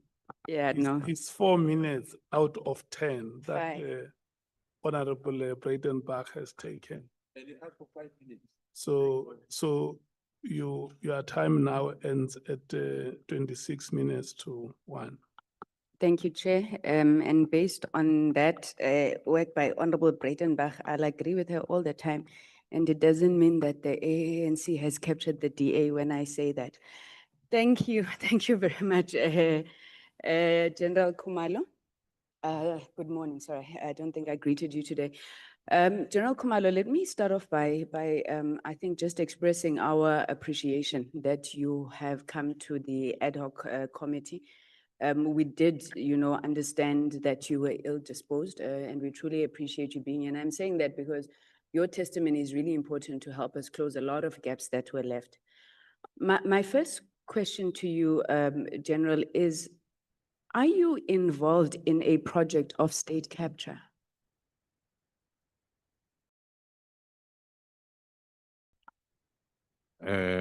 The response, if the question is in reference to the state capture report, I will say yes, because we are implementing the recommendations that are related to the division. But in terms of me being involved in capturing the state, it's a big no, Honorable. Okay, so when Advocate Andrea Johnson was here, she testified that that case that was brought against you is not a labor matter, purely a labor matter. She said you are the architect and a key part of a project that is akin to state capture. So she alleges that that appointment was part and parcel of you capturing the state. What would be your response to that, General? I disagree with the allegations and the statement. The charges relating to my arrest are as a result of me being part of the selection panel that received the already profiled applications from HR department for us then to take them through the selection process. that ended up with the recommendations submitted to the committee that then looked at our procedure, whether it was correct or wrong up until the recommendation. So the charges have got nothing to do with the state capture related issues. Okay, thank you, General. So you did say yesterday that this matter is sub judice, so I don't expect you to speak to the merits in my question. But I'm assuming since you have been charged and maybe there's some discovery of documents that have already been exchanged, is there anything in that case that goes beyond this labor issue that you're talking about? Because we tried to grill Advocate Johnson to understand why she would be chasing you, a whole IDEC, and I think you make that point in your affidavit. Why would they chase you about a labor matter? And she says, oh no, it's classified information, but there's a lot more, there's a lot more. So are you saying to us that there is no a lot more? It is purely a labor matter? Now that the docket has been then given to us, it's something that we can share with the committee to go through the docket. The only witnesses that are there are the two candidates that did not make it, which is in the form of a grievance statement or procedure in the SAPS. There is nothing else that talks to fraud or corruption. So would it be your assertion then, General, that Advocate Andrea Johnson lied to this committee? According to our analysis and assessment with our legal team of the docket itself, it's a pure labor-related matter. Okay. The second issue, okay, so on the coincidences, Advocate Andrea Johnson was involved there with that docket recall and the letters. Given all of this, General, you said yesterday that you don't look at a crime just in terms of what's done, but you look at motive. What do you believe is the motive of Advocate Andrea Johnson? Looking at the question that also came up yesterday, whether I concur with General Mkhwanazi when he refers to our arrest as a project, I will confirm that based on what we have seen, it is the motive was for the project first to be disrupted, and secondly, the reforms that I am leading the implementation thereof in the division also to be disrupted. So in essence, given your characterization of the cartels, would you then say you think that Advocate Johnson is part of the cartel? Not part of the cartel, but one can say based on the suspicions that we have that the arrest was meant to disrupt the project, then we can say it talks to that characteristic of having then the criminal justice being sympathetic to the cartel. Or enabling, facilitating, okay. Yes. General, what is your view on this matter that this whole thing is about a Zulu war, as Mr. Nhlanhla testified? Do you know of any Zulu war? Are you part of a Zulu war? There is nothing like that that we have noticed. There was a question from one of the honorable members that was talking to a cartel or a group of three, which is made up of people from Limpopo and others from KZN, and they did not even grow up together. So the Zulu war story is not something that we know of. Did you work well with Minister Mkhwanazi within the SAPS when he was still, well, yeah, Minister Mkhwanazi? When he was the Minister of Police. He is the Minister. Maybe without wasting time of the honorable member. I will say we were talking with the minister before he was even the Minister of Police. There was investigation undertaken by the PKTT in Nongoma area when there was a killing spree of councillors that was taking place. And that was the time when I first received a call from Minister Mkhwanazi when he was still a Minister of Water and Sanitation. And then coming to the question of working together, one was under the impression that we are still going to find each other. So one cannot be in a position to say we were working together. We had not got an opportunity to really work together. And then your relationship with General Sibiya, you testified yesterday, so I'm not going to ask you to repeat that. But General Sibiya made an insinuation here that you were insubordinate to him because the Division Criminal Intelligence, if I'm not mistaken, now falls under his responsibility as a Deputy National Commissioner. Your relationship with Sibiya at a professional level, have you been working together? I saw that in your affidavit, you don't even mention him as the DNC in terms of line of command. Can you just explain that to us? The working relationship, according to my records, is fine. When then he gave that testimony, I went through our WhatsApp communication. From the first day when he was appointed, I was reporting to him each and every activity that we were busy with in our division.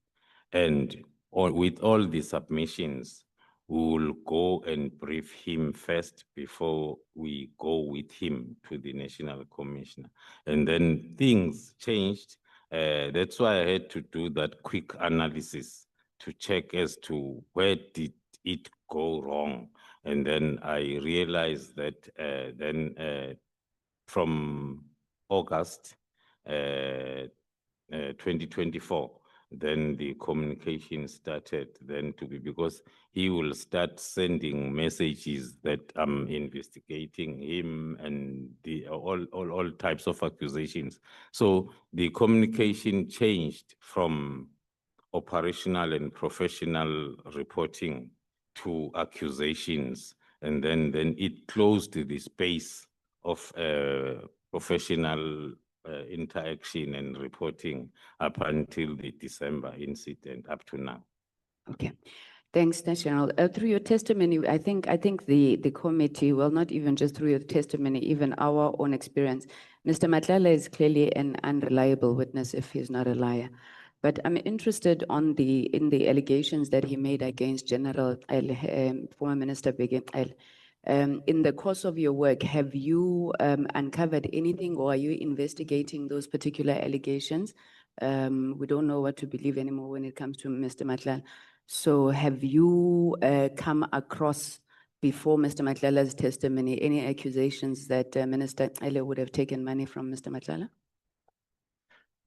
In terms of our investigation, we have not picked that part.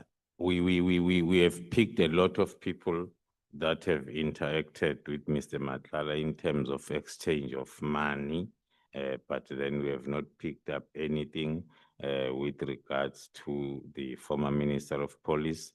Yes, in most cases, monies are also exchanged physically in cash, but we also follow those types of activities, but we had not picked up anything so far.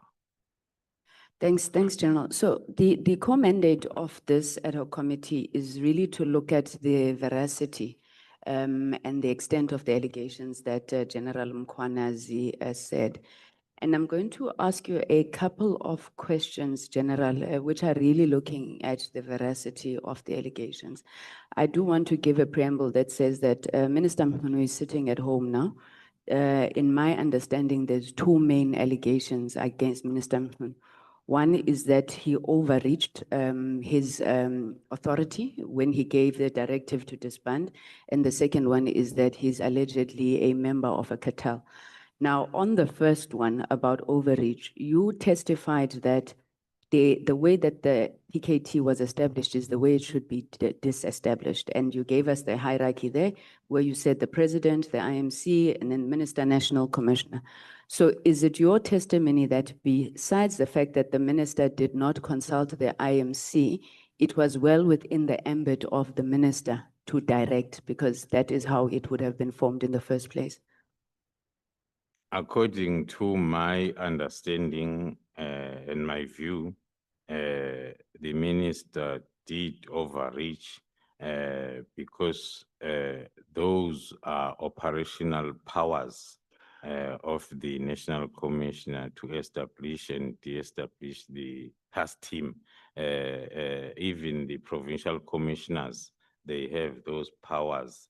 So I will make an example of the task team that was established through the directive of the minister in December, when then the minister did not write an instruction, spoke with the National Commissioner in terms of the Eastern Cape challenges, and then the National Commissioner then established the task team.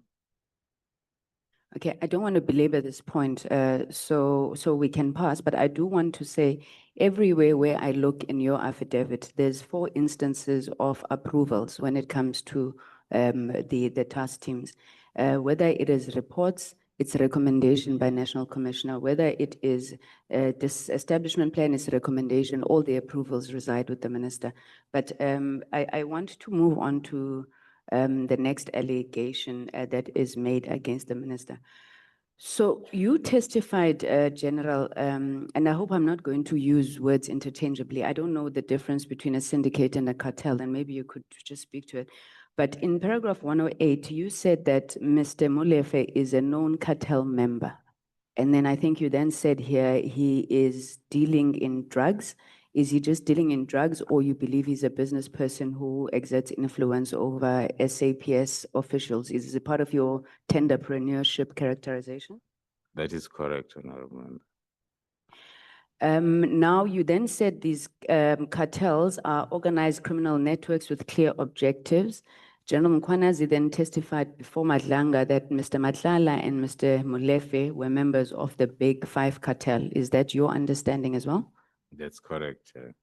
Okay, what is the relationship link between Mr. Nhlanhla and Mr. Molefe that draws that conclusion that they are a member of this cartel? In terms of evidence that we have that is going to be placed before court as their matters are consolidated, we will be then at liberty to dwell on that part of evidence. Okay, I'm asking this because on paragraph 127, you had said that if the National Commissioner had not referred the Jerry Bushukha case to you, Nhlanhla may not have been on your side. So you seized the phone, you analyzed this data. So are you then saying that, well, would it be correct to say that your argument is that there is a cartel based on the information that would have come from Mr. Nhlanhla's phone? That is correct, Honorable Member. Our investigation, as it's indicated in my statement, that stems from the killing of Mr. Aman Swart. The first person that was identified was Mr. Katiso Molefe, whom then we have linked with the killing. And we started then to identify the cartel when we're investigating the motive for the killings. So the ballistic reports assisted us in identifying other cases that went as far as now linking that's why I put it clearly there that Mr. Nhlanhla was brought to us through a tray. We were going to meet him later on when we do the ballistic report that will link the cases where he is a suspect and also Kadisomlife is a suspect. But this case of kidnapping brought him closer to us sooner than expected. Okay. Now, Minister Mkhwanazi testifies that he knows Mr. Brown Mkhwanazi. However, he has never instructed him to engage with Mr. Nhlanhla. Do you have any evidence to the contrary of what Mr. Mkhwanazi testifies? The statement makes it very difficult for one to confirm or not that. Sorry, General, that's not my question. I'm saying, do you have any evidence that Minister Mkhwanazi is the one who instructed Brown Mkhwanazi to engage with Kat Nhlanhla? No, we do not have evidence that says the minister instructed. The minister and Mr. Nhlanhla, both of them, they testified that they do not know each other, and they even produced an affidavit where it's deposed by Mr. Nhlanhla saying he's never met with the Minister Mkhwanazi, nor does he have any business links with him. Now, do you agree or do you have any evidence to the contrary that Mr. Nhlanhla and Minister Mkhwanazi know each other or have any business dealings with one another? No, we do not have. Now, you've shared with us, WhatsApp communication between Mr. Mkhwanazi and Mr. Nhlanhla. I'm trying to figure out, are these messages which you outline in paragraph 169, are those the messages that lead you to then conclude that Minister Mkhwanazi is a member of the drug cartel?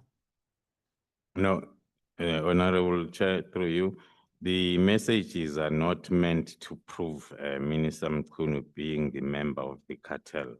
The messages that are selected and included in my affidavit, they are part of the events that made us to believe strongly so that the disbandment that happened on the 31st was emanating also from those discussions.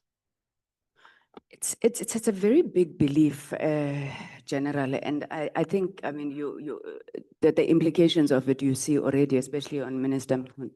When you were testifying yesterday, you said you do not believe in investigating after you have arrested. Now, you have, or at least General Khumalo and then General Mkhwanazi, then supported by your testimony, you have gone out and accused Minister Mkhwanazi of being part of this cartel, whether he's an enabler, a facilitator, and you said the reason is because he ordered the disbandment of the PKTT. Now, I'm asking you, and I have to ask you because we've asked General Fani Masemula, we've asked General Khumalo, where is the proof, whether it's your messages or anything that says Minister was instructed by Brown Mkhwanazi, Nhlanhla, whoever, to disband the PKTT? Because all the messages that you have shown us, they do not come to that conclusion. There's nothing for us. Where's the smoking gun? The messages in the investigation, there is what we call direct evidence and circumstantial evidence. So if you look at the events as they are happening, and you look also at the communication in terms of the WhatsApp messages, that's what makes one to have those strong suspicions and a belief. General Khumalo, I'm so sorry to interrupt you.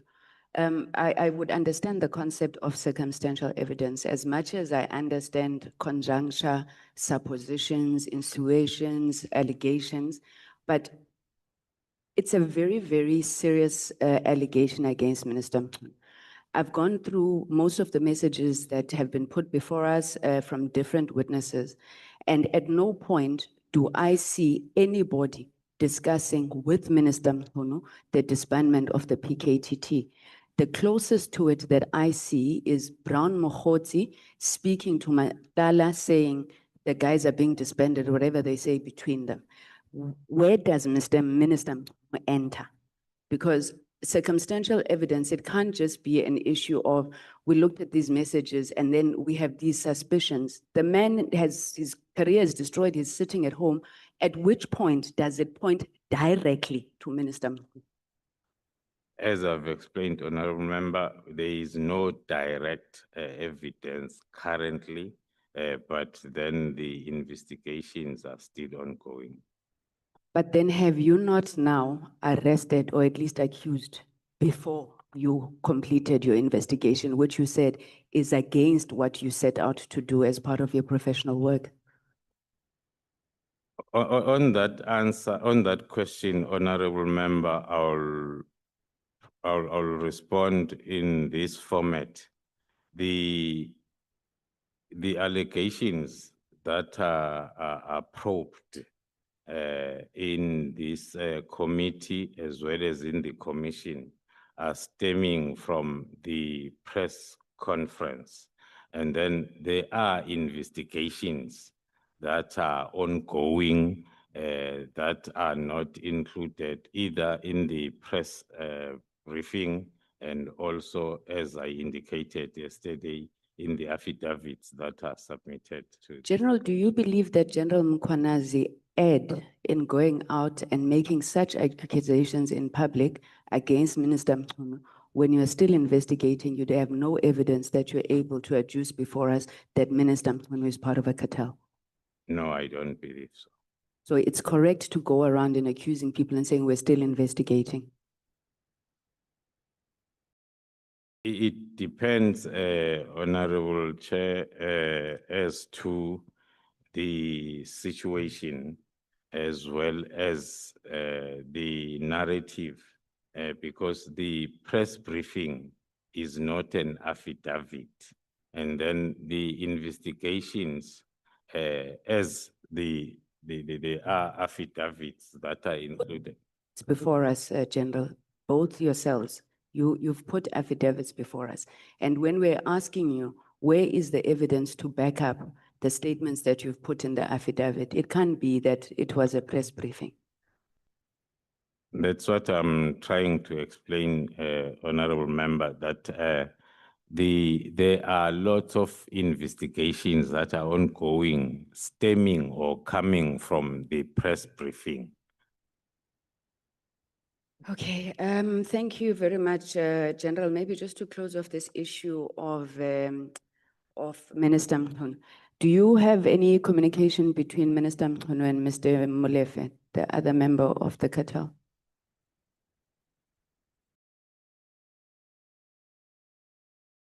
I'm trying to think deep and run through the investigation route as to where one can locate that part of investigation. But in terms of this submission, it's not included, but it is the subject of investigation on the main cases.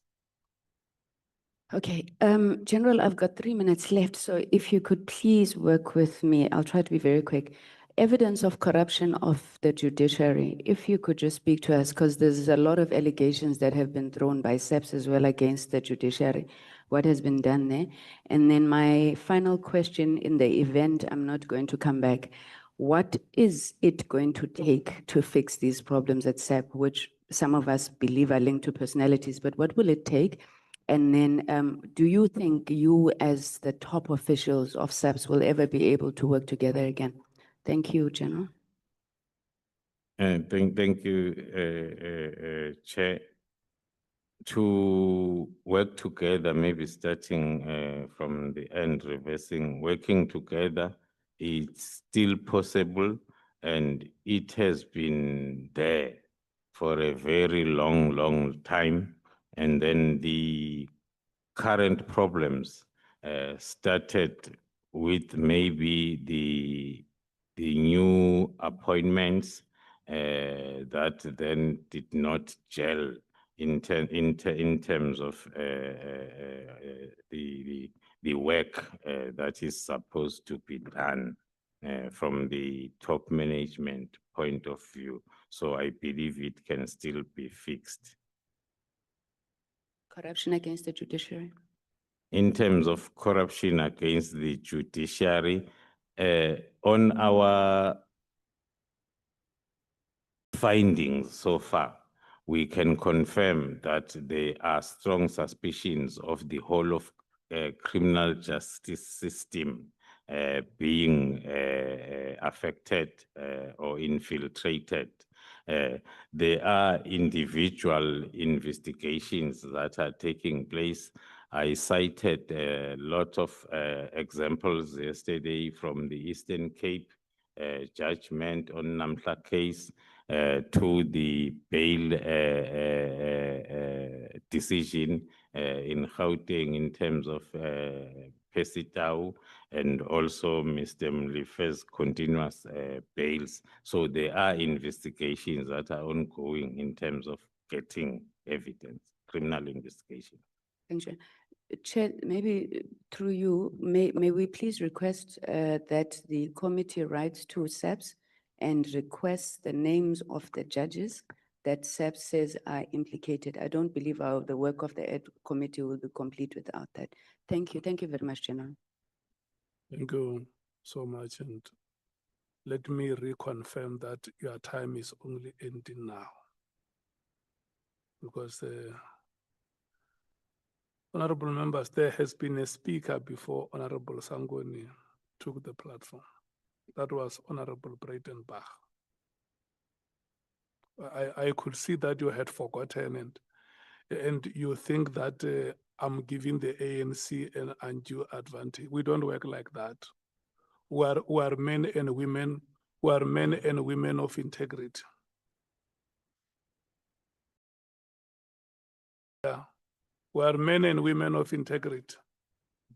We have moral standards which we will never lower because they impact on our credibility as individuals. That's how we must be known and that's how we must be respected. Can I take the Chief Whip? Thank you, Chair, and good morning, colleagues, and good morning, General. General, I just want us to talk to money matters, General. One of the reasons that were advanced by the Minister with regard to his decision for the PKTT to be disbanded was the issue of the budget, that it was taking a lot of money.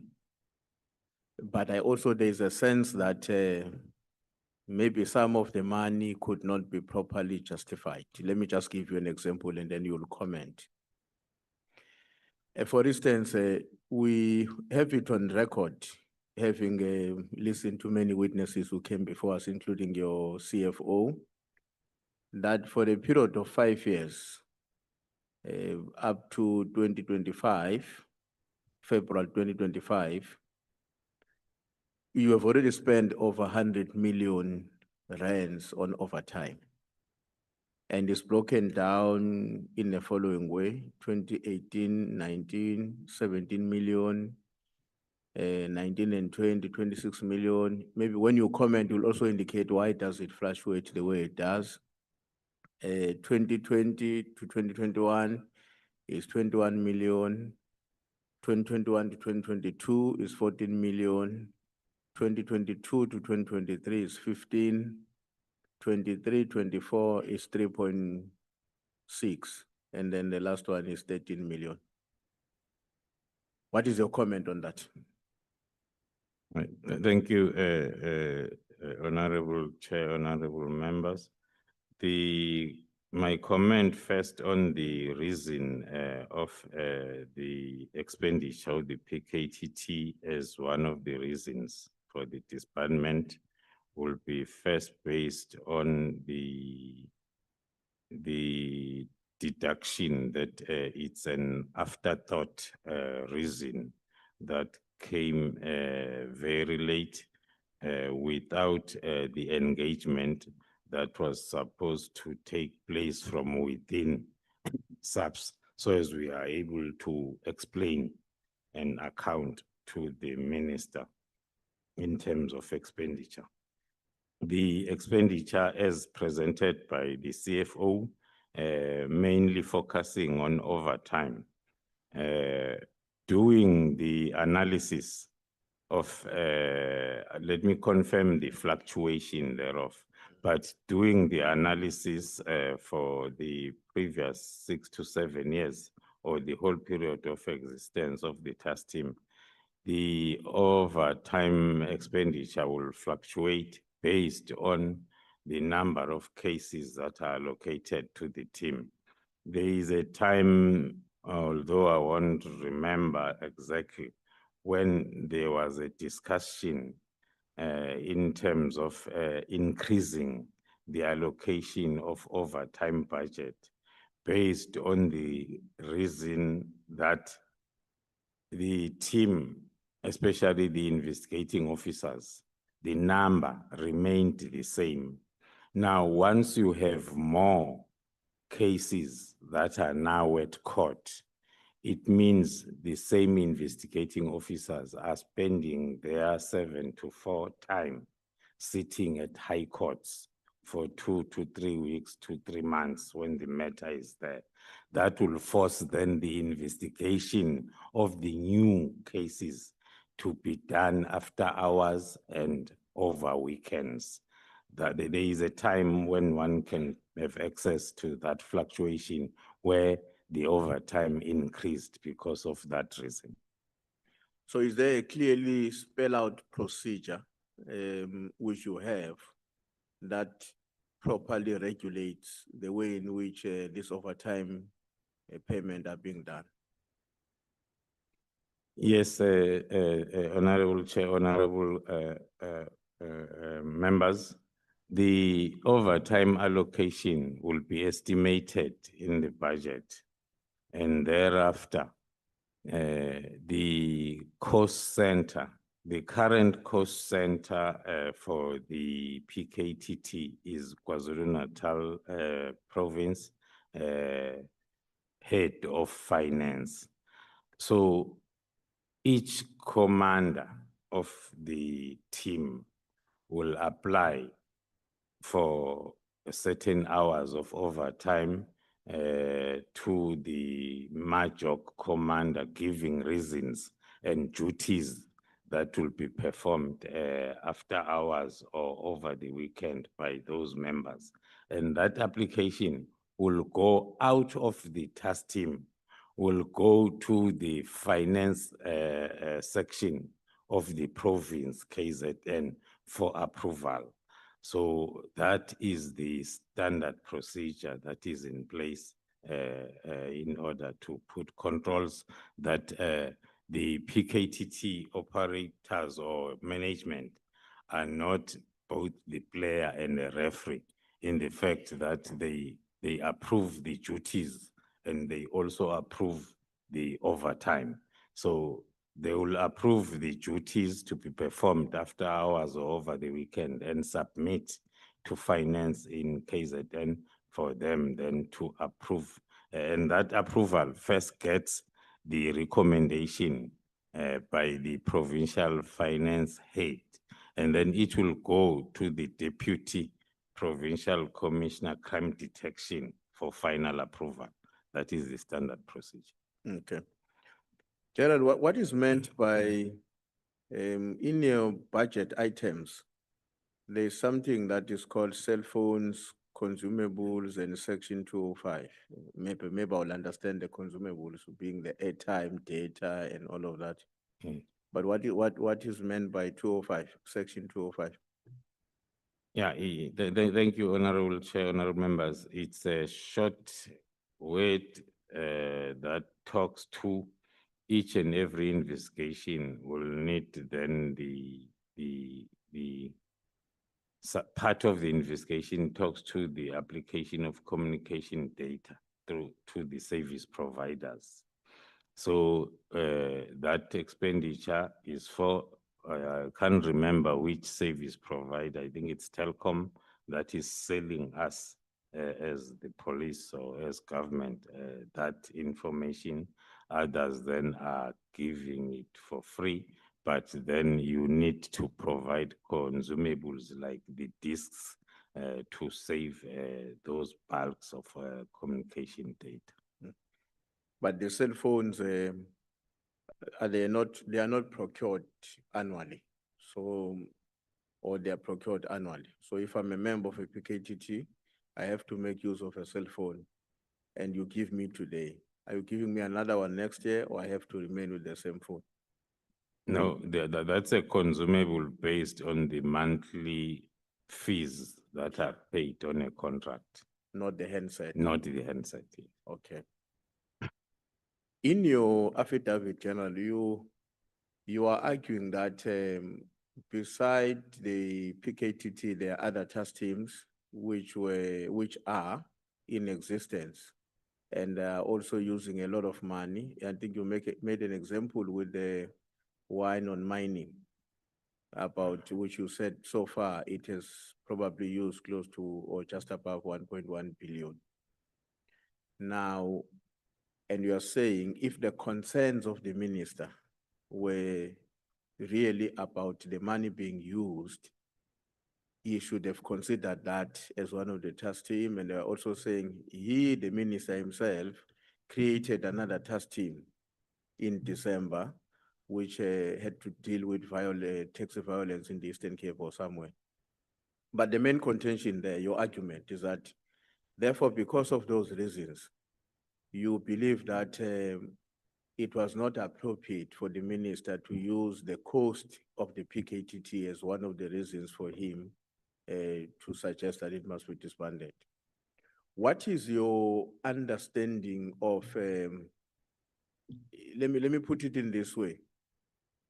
The state can allocate me R1 billion as an example, and I account for it effectively and convincingly such that AG and all state institutions are happy, but then give you 100,000 rand and you fail to account for it.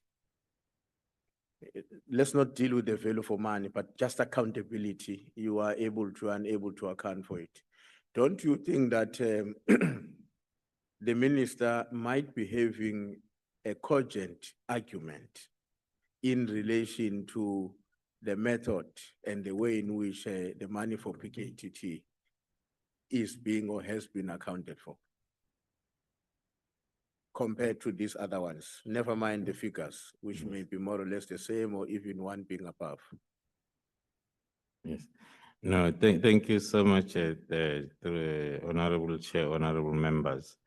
The reason why we are scrutinizing, I scrutinized that reason for my affidavit was firstly to show that it is my belief that it's not true when you refer to the political killings task team.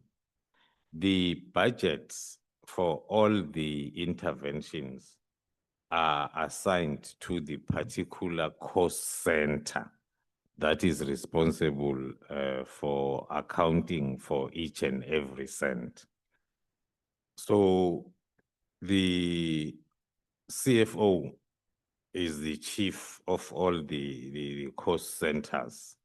And then the CFO's office is doing the continuous monitoring and making those that are running the cost centers to account. So the expenditure by the political killings task team is not different from the expenditure from any other task team. The scores are the same for accommodation, for meals, for S&T allowance, for overtime is the same throughout. And the central cost center in Pretoria is the one that is monitoring then the expenditure by these task team. So the PKTT is not a standalone team that is spending this money differently or treated differently or given the money. No, the expenditure and the scores are the same across the task teams.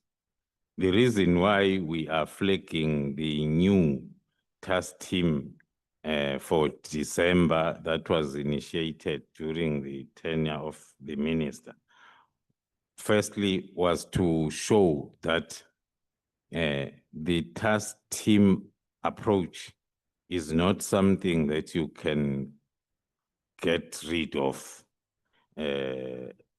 Task teams will always be needed as and when there is a need, where you need to attend to a problem that needs the task team approach.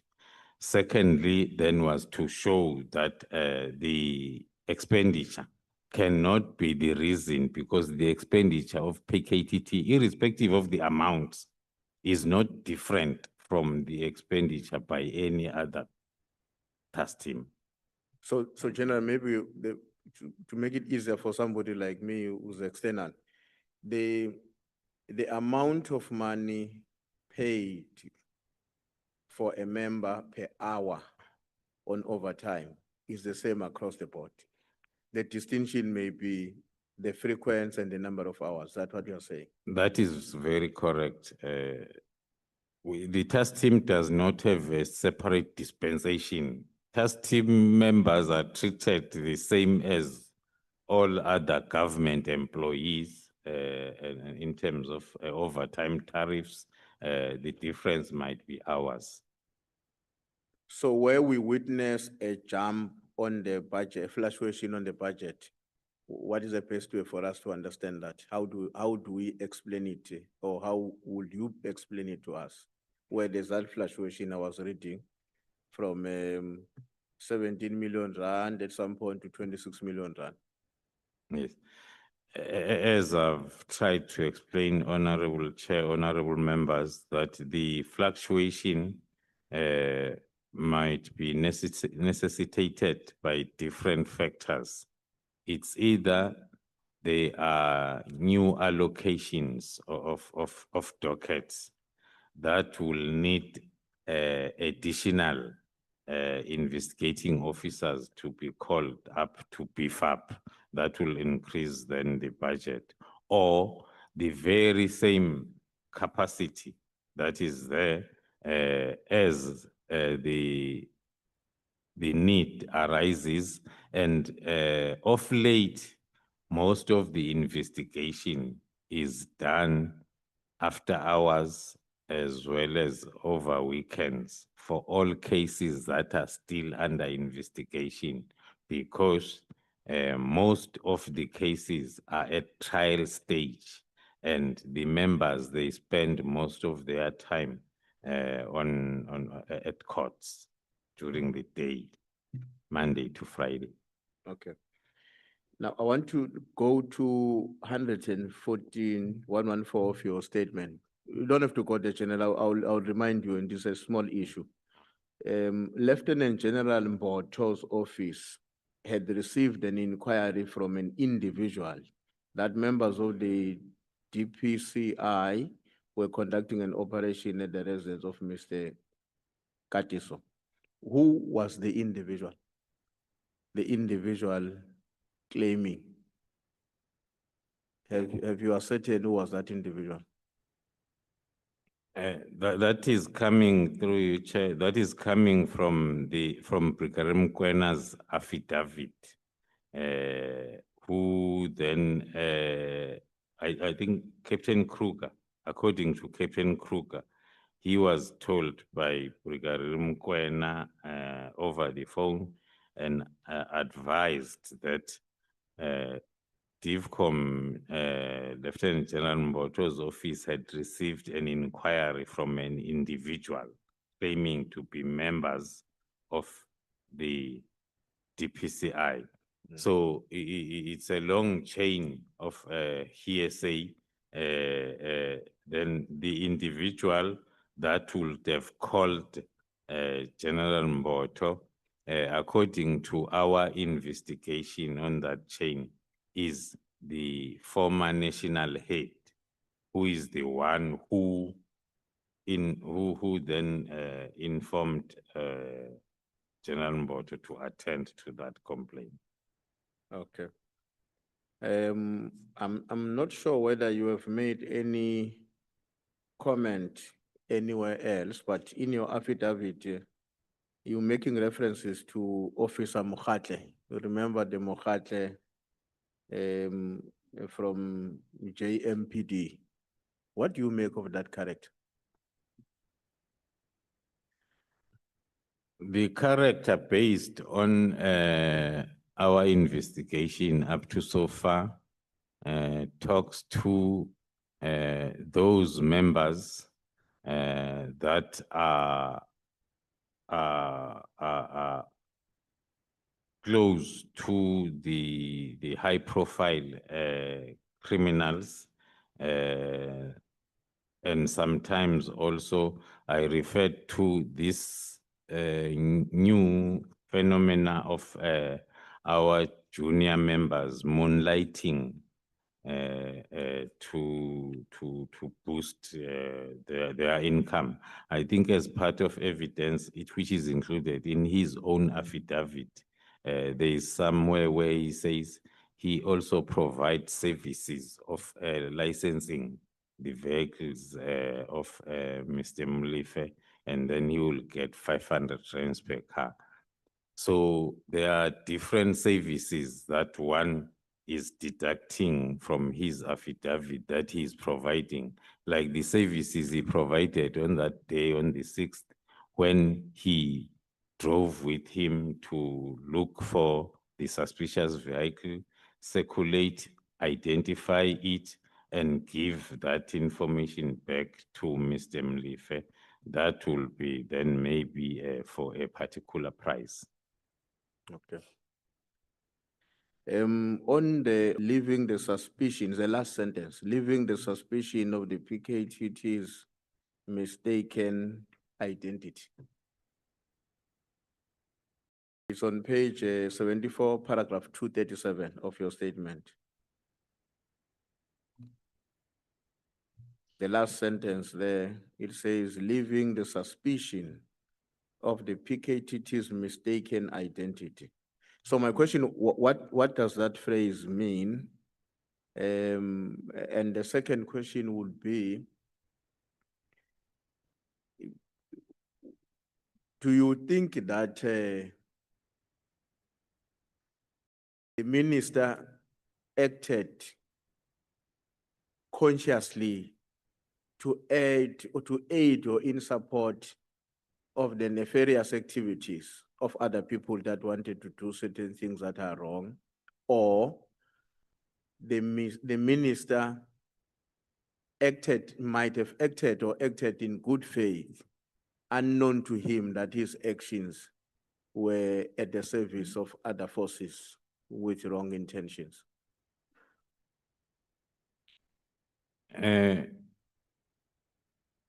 When the disbandment letter came out with a reason, I think there is only one reason that is provided there. One then would stick with the suspicions of PKTT's mistaken identity, coming from the fact that the minister might have acted then based on those wrong advices from people that wanted the PKTT to be disbanded. But the afterthought reasons then are raising the suspicions of acting knowingly, because now all the reasons are not holding up according to our understanding as people that were involved in the project itself, leaving then confirming that suspicion that the PKTT was mistakenly identified as the team that is investigating the cartel, which was not correct. Okay. When we listen to General Pahlani, the former National Commissioner, one of the assertions he made was that he believes that there should be a distinction between a person who is your substantive role and the one who heads the operational task of the PKTT. What is your comment on that? His view was that this should not be the same person. What's your take on that? I will not agree with that assertion if it's without the reasonable reason. Up to so far, I look at that assertion as being personal because there has been nothing wrong with myself or anyone else having those added responsibilities, as it's the case with most of the senior management in the police. You are appointed as the head of a particular component, and then you are assigned, and then other temporal duties that you need also to perform. As a divisional commissioner responsible for crime intelligence, I would imagine that is a strategic responsibility which requires you to provide a strategic direction for the country in its entirety. Without having been a police officer, because I haven't been, I'm assuming that that should be a very demanding charge responsibility on its own. And then you have this other role of a PKTT coordinator, which I suspect is operational. To what extent does that leave you with sufficient time to respond to the strategic responsibilities you have at that level when you are also seized and engaged with operational matters of the PKTT? Thank you, Chair. Maybe then this is the opportunity for me to further expand on why I believe that that assertion is personalized. I explained the methodology of the PKTT, and according to my understanding,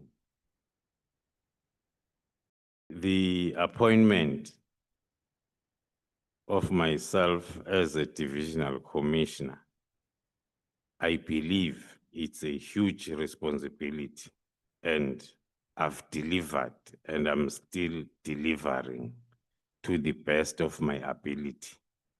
The issue of the continuation from my side to coordinate was a conscious decision taken by the National Commissioner. It was discussed at length when I was appointed.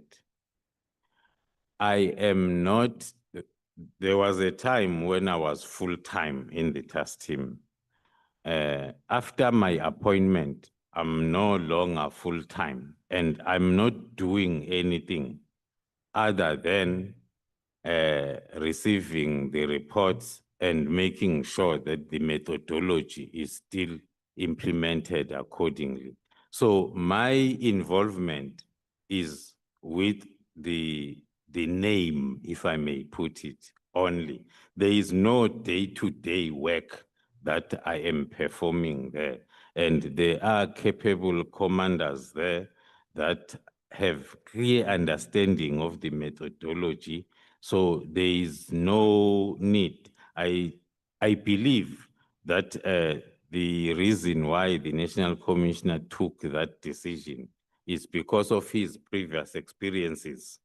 There are other interventions that I've coordinated. The Operation Rhino, wild trafficking project that I coordinated in 3 provinces. Soon after my withdrawal, it died the natural death. It's dead. But the idea was for it to be sustained by 3 provinces. And there are a number of other national interventions that have suffered the same fate. I take it that the National Commissioner as the accounting officer took that decision for me to remain a coordinator because the commanders that are there, they are still aware that they are implementing the methodology and there is a coordinator who's monitoring them. Last question, General.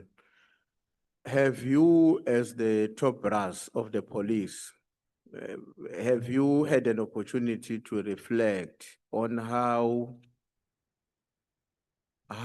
best to replicate or to take some of what you believe are brilliant skills or coordination that has been with the PKTT and various other law enforcement agencies and replicate it at a national level? Have you thought about how can it be done in such a way that one will be cost effective, but secondly, the skills and the capability which you believe has been outstanding on the part of the PKTT can also be adapted to the rest of the country to deal with issues of the similar nature? Thanks, Chair. Thanks, General. Thank you, Chair. There's been numerous attempts. Maybe let me start by saying we have been recommending that for a very long time. And there's been numerous attempts to discuss and implement that. There was a period when there was an instruction that each province must send between 5 or 6 members to the PKTT to learn the methodology. Indeed, it happened. We welcomed members from all 9 provinces and they were given the theory during the night, and then during the day they will go out for practicals with the PKTT members. It was well and good. But as soon as they went back, the instruction was then implement what we have learned. The problem that we have is there are no Khumalos in these 9 provinces who believe in this methodology, because this methodology needs the support from senior level.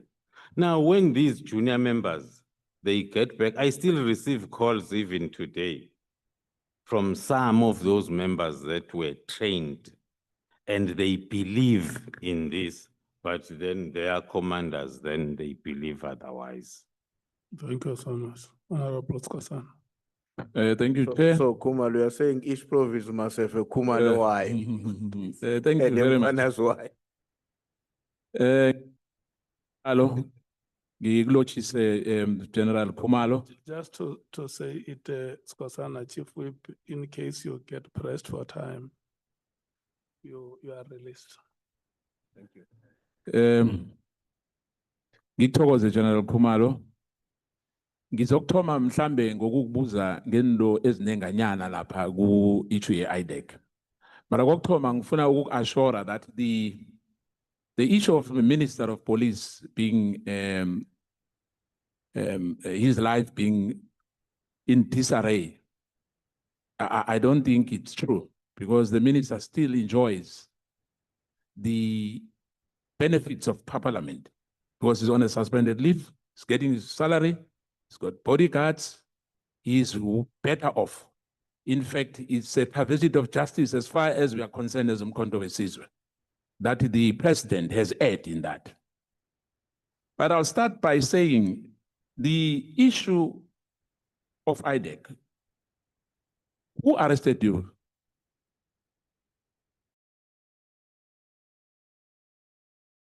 It was a team from IDEC led by senior investigator Sunil. Is this the same individual previously mentioned being part of the alleged rock unit at IDEC? Yes, based on the evidence or discussions that have followed, yes.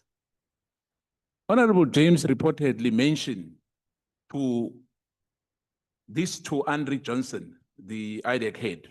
Do you agree that maybe the rock unit is operating with IDEC? Or that institution is not independent? Or is compromised? Based on our experiences of late, we agree. I agree. I personally agree. Thank that, you. That's the case. You mentioned that you were prosecuted by IDEC. This unit was reportedly granted powers to conduct inquiries, gathering information, open cases, investigate, and prosecute. In your view, should we as lawmakers review that? Thank you, Chair. I strongly believe that that particular section needs to be reviewed, if not that act as a whole, because then it makes it easier for the institution to be used in situations like the one we are facing. Honorable Cameron raised concern about the alleged takeover of the security clusters by Khan of the Crime Intelligence, Sibia, SAPS National DNC, Sisoko, Deputy Head of IDEC, Advocate Patpoi, Head of NPA. In the light of this development, would you say that your arrest and the Mkhwanazi media briefing ultimately proven to be a blessing for this country? One have to agree, because as I was narrating the timeline yesterday, because of time, I could not get to the finishing line to say I'm arrested. We are arrested on the 26th, 27th of June. And then there is a press briefing on the 6th of July. Today we are here. Thank you, General. In their own admission, when I asked Advocate George Johnson about the participation on the interview of her husband,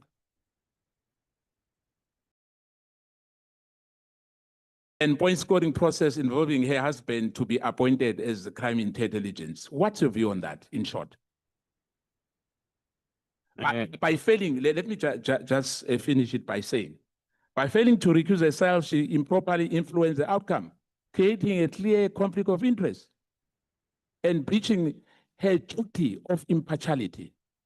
That constitutes serious misconduct and abuse of authority and may attract internal disciplinary action or manipulation if is proven as a criminal liability. Do you agree with me on that? I do agree, it's highly irregular. There was definitely a breach of fiduciary duties, yet you were not criminally charged on HR matters before the internal process. Do you need any help, from anyone in that regard, according to you, in terms of how you were arrested? What we have been taking through the processes, because we are not different from other employees of SAPS.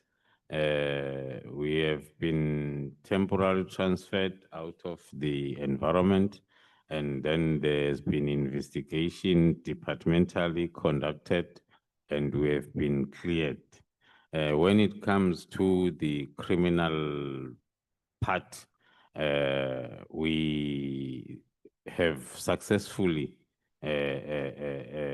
opposed the bail condition that, according to us, was encroaching to the departmental processes, which was like suspending us indirectly. That says we must not go back to the offices. So we have successfully fought that part. The only part that is remaining now is for us to go on trial. We'll appreciate that opportunity to go on trial and listen to the evidence led, and then we defend ourselves. Coming to the issue of Brigadier Nkwashu, you said that he took food and clothes to Katiso Molefe while he was in custody. Is that true? That is correct. We have affidavits and evidence talking to that. Is Brigadier Nkwashu charged as we speak here? I won't be in a position to confirm the HR-related processes. From our side, we submit reports to the accounting officer, and then the accounting officer then will deal with those reports the normal way, like referring them to the HR department to institute actions. Don't you think that it will be fair that Brigadier Nkwashu be charged for what he did? Everybody who, according to our information and evidence, interfered and is still interfering with our operations needs to be charged, both departmentally and criminally. And there are investigations that are ongoing, because the interference has not stopped. It's continuing every day. Coming to, I know that this matter is in court. The sense of your case investigation, it was intelligently driven investigation, am I right? Not sure, honorable member, because I was not involved in that investigation of Senzo case. So the issue of Gininza, you don't know, it was not approved by you. No, it was before my time. Now that we know that a country relationship, a corrupt relationship with EMPD, the issue which you've spoken about and is on your affidavit, that a JPE member, I think Mokhatle, is taking 500 Rand from Mr. Molefe for registering cars. Did you charge Mokhatle for that? Because that's criminal. The process so far, we have submitted the report to the department, which is JMPD. From our side, that is one of the dockets that are with the NPA for decision. I guess there's negligence and indolence as far as these matters are concerned, in a sense that they drag for too long, because our people, abantu angibeke ngesikhethu, abantu ekhaya bayacomplaina ngokuthi mhlambe imraro le eyenza ukuthi kube nongwaranwarana, kusho ukuthi mangikhuluma ngongwaranwarana kusho ukuthi kuna these personality clashes between the security clusters, in a sense that abantu abasanakhona confidence ngendlela izinto zirakwa ngakhona la ekhaya ngikhuluma ke ekhaya ngikhuluma nge-South Africa ukuthi when it comes to the judiciary, in fact one member unfortunately we spoke about the issue of the judiciary for a very long time.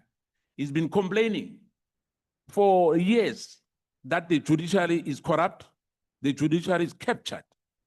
And as we sit here, we know today that there's one judge who's on bail in the issue of Nhlanhla.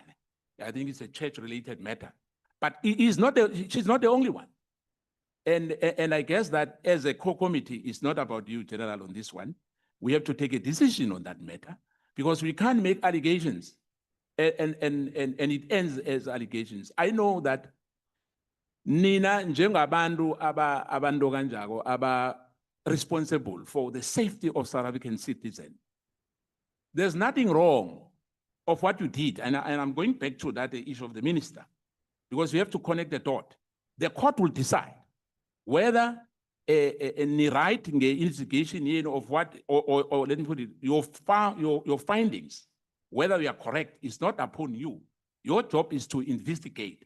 And hence I'm saying to you, there's nothing wrong of what you guys did when it comes to the issue of the minister, because the issue of disbandment as well, whether Mkhwanazi, Ket Matlala, and General Sibia were, according to the statement which you put before us, for me, from where we are sitting as Umkhonto Wesizwe, we believe that there's nothing wrong which was committed by you as an investigating officer or any state agents, because those are investigations. You haven't judged the minister as yet.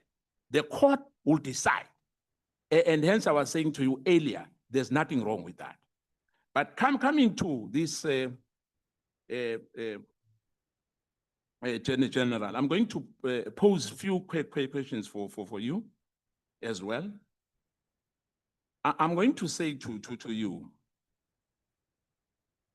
because I don't want, in fact, let me just leave the matter of this PKTT, because we've traversed that matter on several occasions with different witnesses here, and my colleagues have done so earlier. But I can't ignore it, because you remember that in March 2024, given that the IMC was not briefed, can you help us to understand what does it mean for the minister without consulting SSA? Because remember, it was not only SAPS. In one word, was the minister correct to disband the PKTT without these other agencies? As per my response in my affidavit, I will still maintain that according to my view, it was not correct for the minister to disband the PKTT the way it was disbanded. I will agree with you on that, because when you look at KZN, I look at your statements here, the killings of traditional leaders and political activists. And besides that, there was a task team which was established, I think a month earlier, before this task team was disbanded, which for me means that there was an ulterior motive. But the court will give us the facts if we are right, as this matter is still an ongoing matter. On page 207, when you refer to a provincial commissioner who instructed Brigadier Nkwachu to retrieve the dockets in relating to the investigation into Mr. Katiso Molefe, are you referring to the provincial commissioner of Gauteng? Yes, that is correct. Is that a normal procedure for a provincial commissioner to intervene, specific with criminal dockets, to the extent of even threatening a member of SAPS and intimidating them to take action on what seems to be an operational questionable instruction, as you agree that I'm not sure, let me not put weight into weight. Is it correct for the provincial commissioner to do that? It is for that reason, Honorable Chair, we included that on our timeline that is raising suspicions because there are lots of unfamiliar actions that are coming there then on that instruction of the 16th of April. The provincial commissioner is supposed to do that through the deputy provincial commissioner responsible for crime detection. In relation to Matlala's phone, I want to, I think, try to find out about this because Advocate Johnson was here. Did Advocate Johnson lie to the committee? Let me say this on record. When she gave evidence that the phone was tampered with, why do you think she will come here and mislead the committee? And what motive, in your view, was he trying to get from the committee here? The assertion by the head of IDEC made one to grow in the suspicions of the whole event. As I was narrating, we were busy with the downloading of the phones, but then the pressure that we received through the National Commission from IDEC to hand over the phones. Up until today, we do not know which investigation IDEC was busy with. So that also adds in our suspicions that the reason might be wanting to know what is it that we know sent by someone, because hence the phones were quickly, the poor DFI complying with the instructions from the national commissioners and heads of IDEX. That's why the phones had to package without switching them off, because it was, but up until today, the only thing that I instructed, that I had power to do, I said, investigating officer and the commander, you sit. You don't get out of the room when they download. Until they were done, they must reseal in front of you and hand. It happened within 2-3 hours. But that raised suspicions from us as to what was the reason. Somewhere in other circles, there is a question, what is the rush? Because if you have been investigating Kat Matlala, and you hear that there is a team that has charged him and they are in possession of his phones and they are still working on his phones, why can't you wait and thereafter you request? So it's those facts that makes us include issues like that in my affidavit.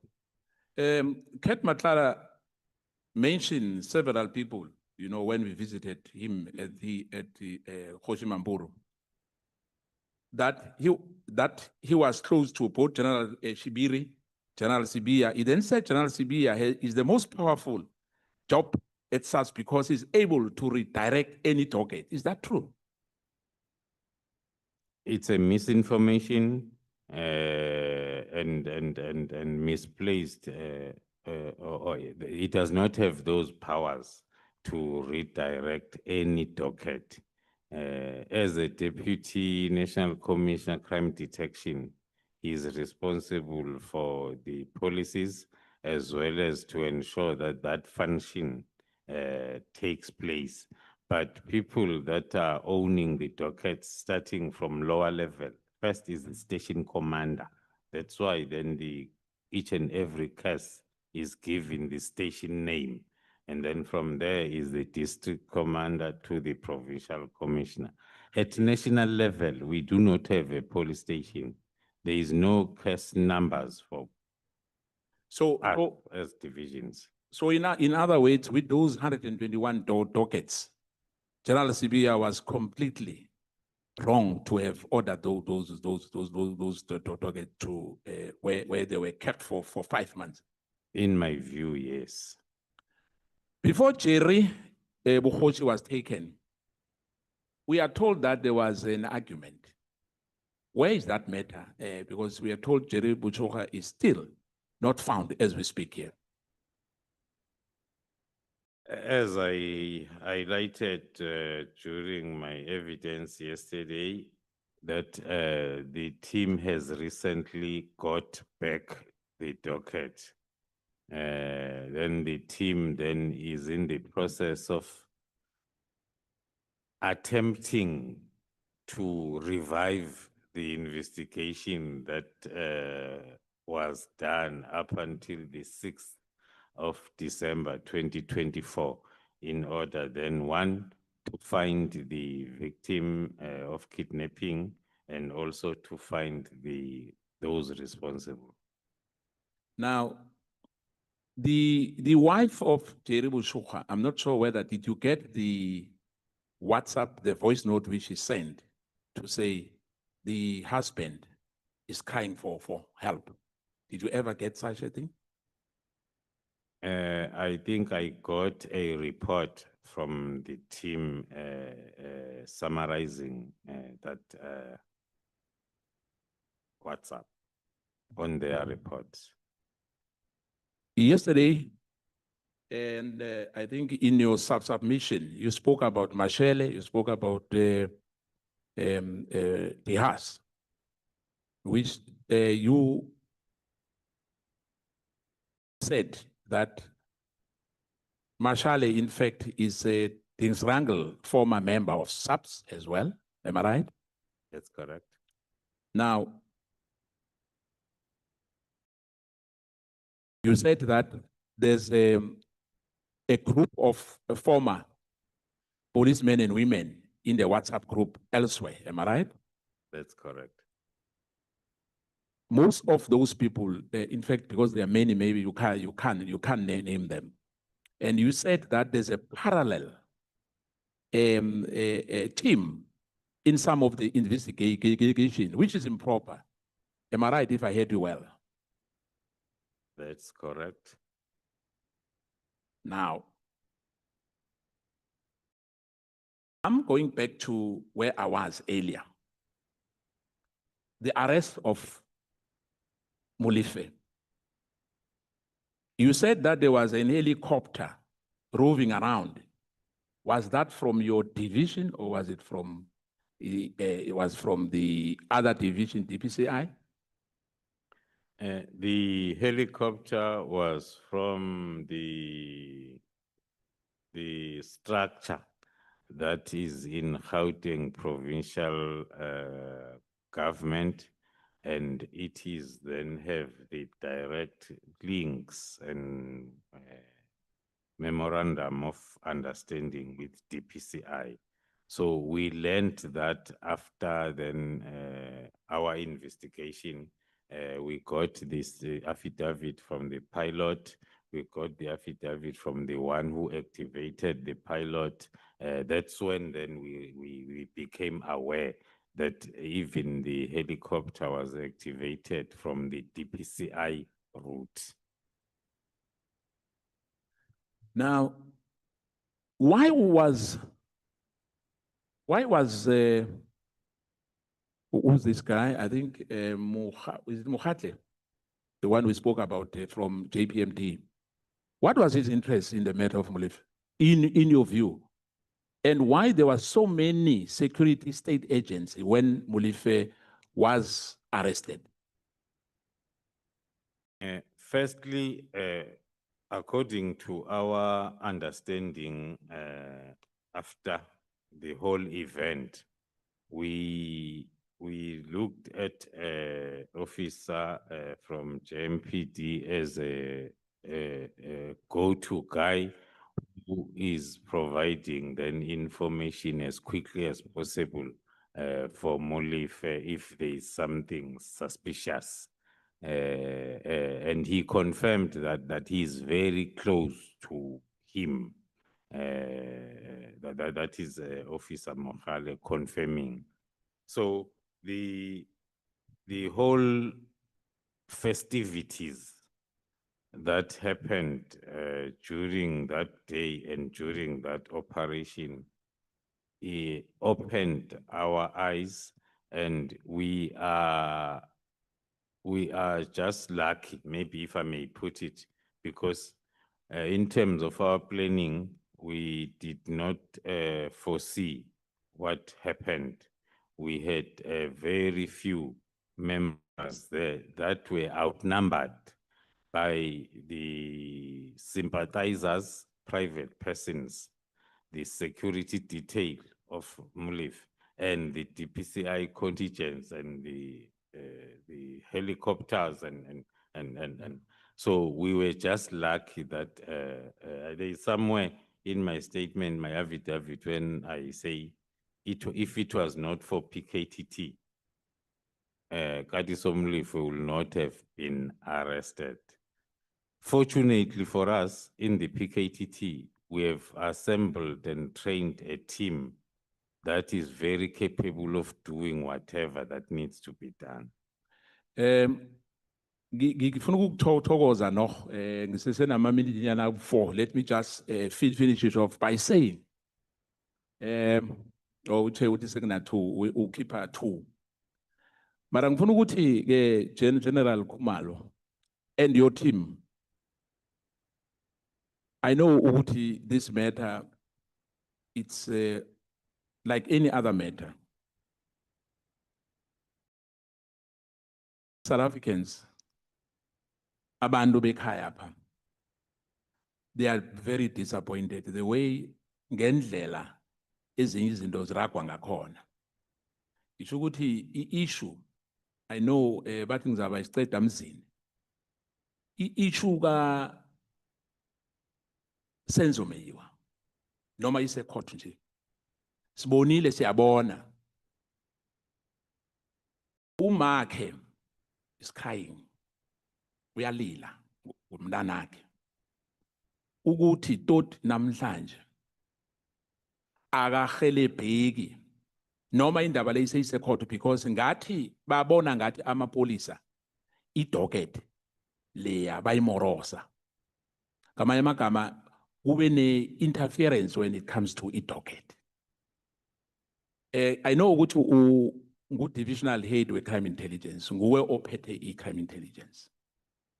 And akunento ongayenza, you can't interfere in that matter. Mara ngibawa ukuthi udlulise ngoba ngayidlulisa into le ku-commissioner. Ukuthi amapolisa sewabawa ngoba abantu bekhaya apha bathembele kiwo for ukuthi baqale into zabo. Kungaba kuhle ukuthi kiyo wonke ama-case akhona akhakha basiphathe kuhle ngoba sithindeke kakhulu izolo masizwa uthi almost 90% yamapolisa eGauteng akhona endweni ezithinteka nalabantu abenza izinto ezirong. Ingebengu nabantu laba aba-extort abantu nje abenza izinto eziphumile ezingekho emthethweni.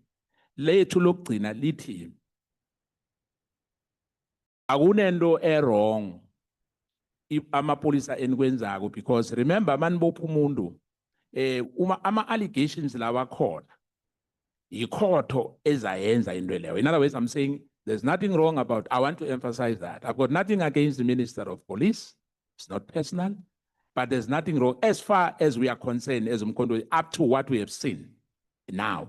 Ngoba uGeneral Mkhwanazi ngezi-6 zangoJuly anginento wrong ayenzako usivula amehlo sonke and sibawa ukuthi nimhelebhe nibe nesibindi akukho lula ukuthi ingihuluphelo zabantu abanzima in this country, the wishes of our people and their dreams must not be in vain. Ngoba sithembele kunina ngaphandle kwenu asikakaphephi. Ngalawo magama ngithi man nibambe la nibambe khona ngiyangithokoza emgcinisihlalo. Thank you so much, Honorable Skosana. But muja morago ke kgosi. Sometimes we tolerate you as the last speaker, hoping that you will say the last word and you end up taking a minute. Before we conclude, we are going to give to Advocate Arens. I just want to check one or two things with you, General. Advocate Batoi, when she was here, she said to us that the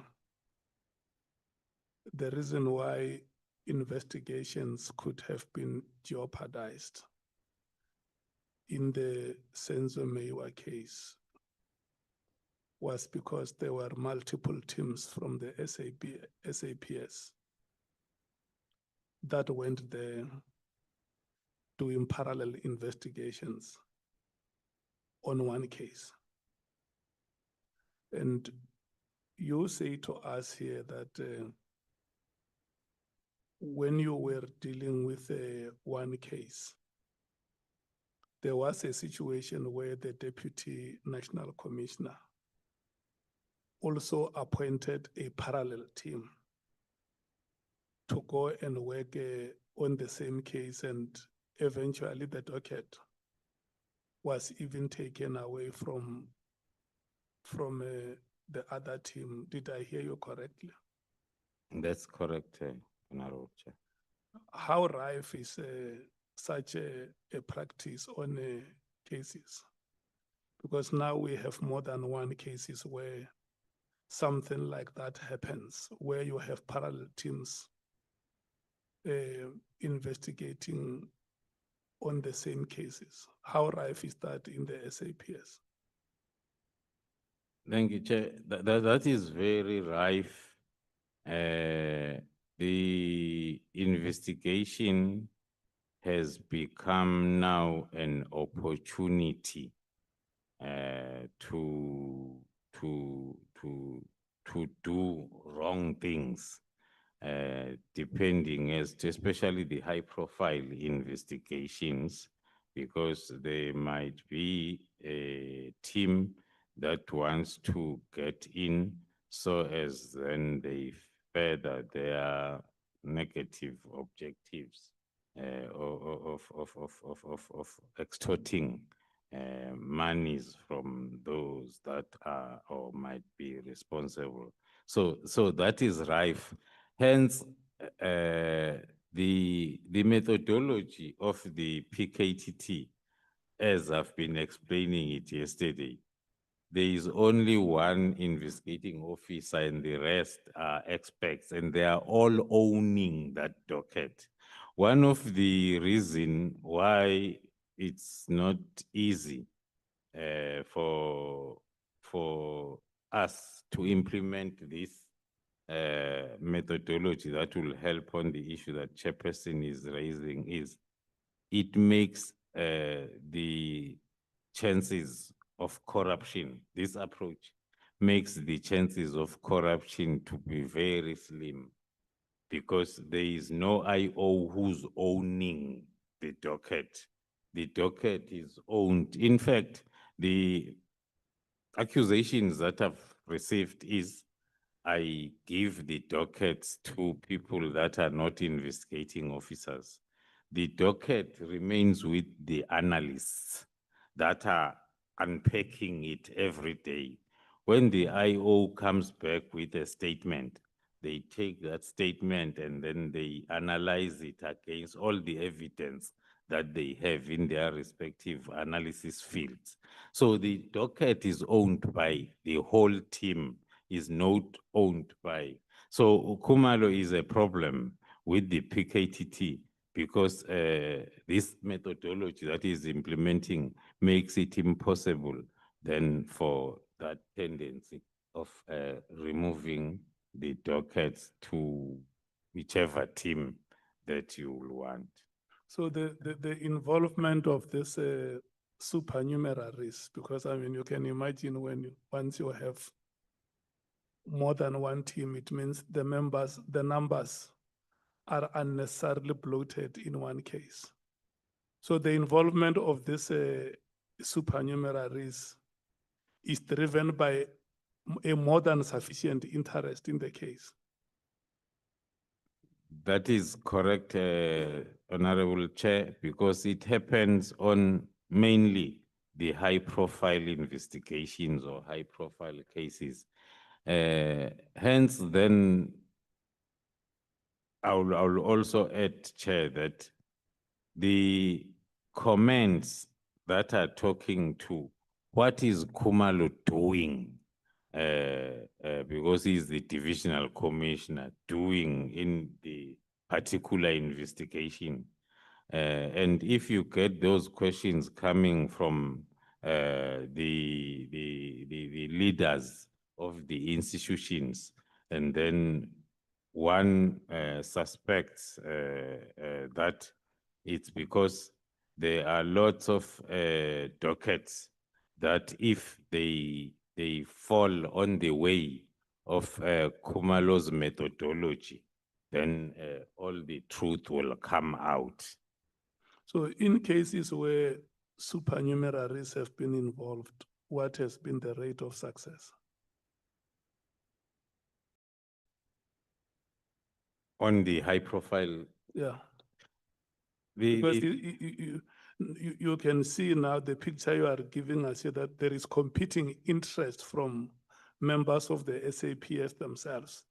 So how does that impact on the success of the case? I'm here looking for justice. Yourselves in the office are jostling for space in my case.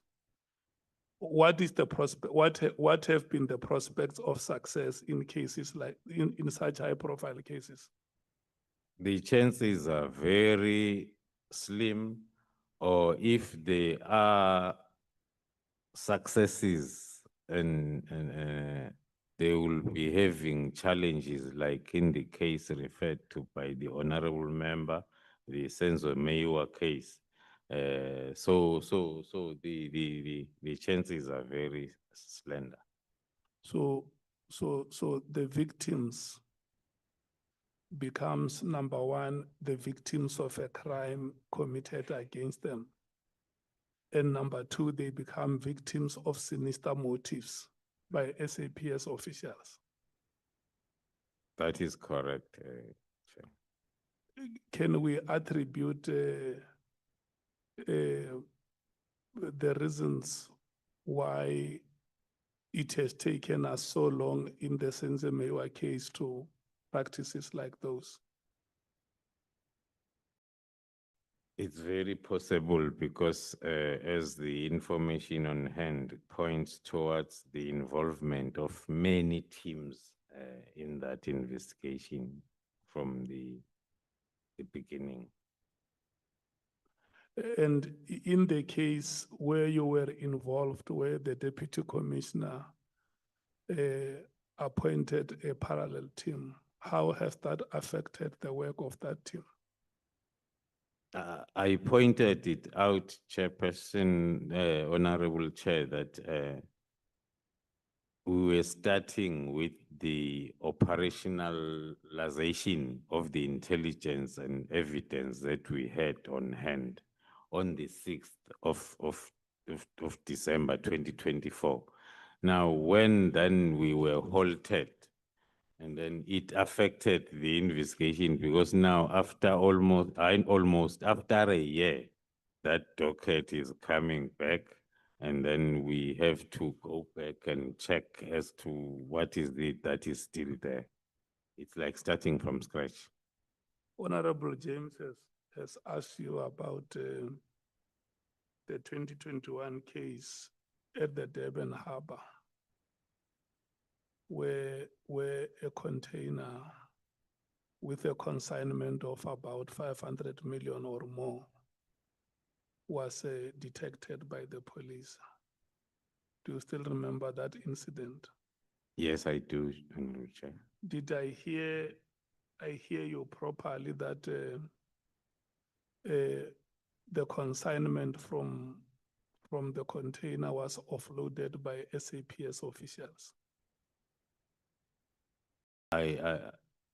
It was the statement by the honorable member, but I concurred with her in terms of the reports that we have. You are concurring with the statement that she made, Yes, sir. and that the consignment was transported from Durban to Johannesburg. Yes, we confirm. Okay, and then in the position, because it's 5 years now since 2021, maybe 4 years and some months to complete 5 years. In the position that you are as the divisional head of intelligence, can I assume that you know those people who, or any person who would have been in that position before you? Can I assume that those officials who offloaded the consignment and transported it from Durban to Johannesburg are known in the SAPS or to the authorities? Can I make that assumption? Yes, we can make that assumption, Honorable Chair. And then are those officials still in the employ of the SAPS? It's very possible, Honorable Chair.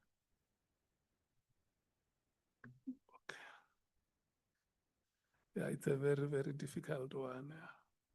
Okay, no, it's fine. Let's move to the next point. And this one here was made by yourself when you were responding to some questions raised by Honorable Sangoni. You say that we have picked a lot of people that have interacted with Mr. Nhlanhla on exchange of money. Is that correct? That is correct.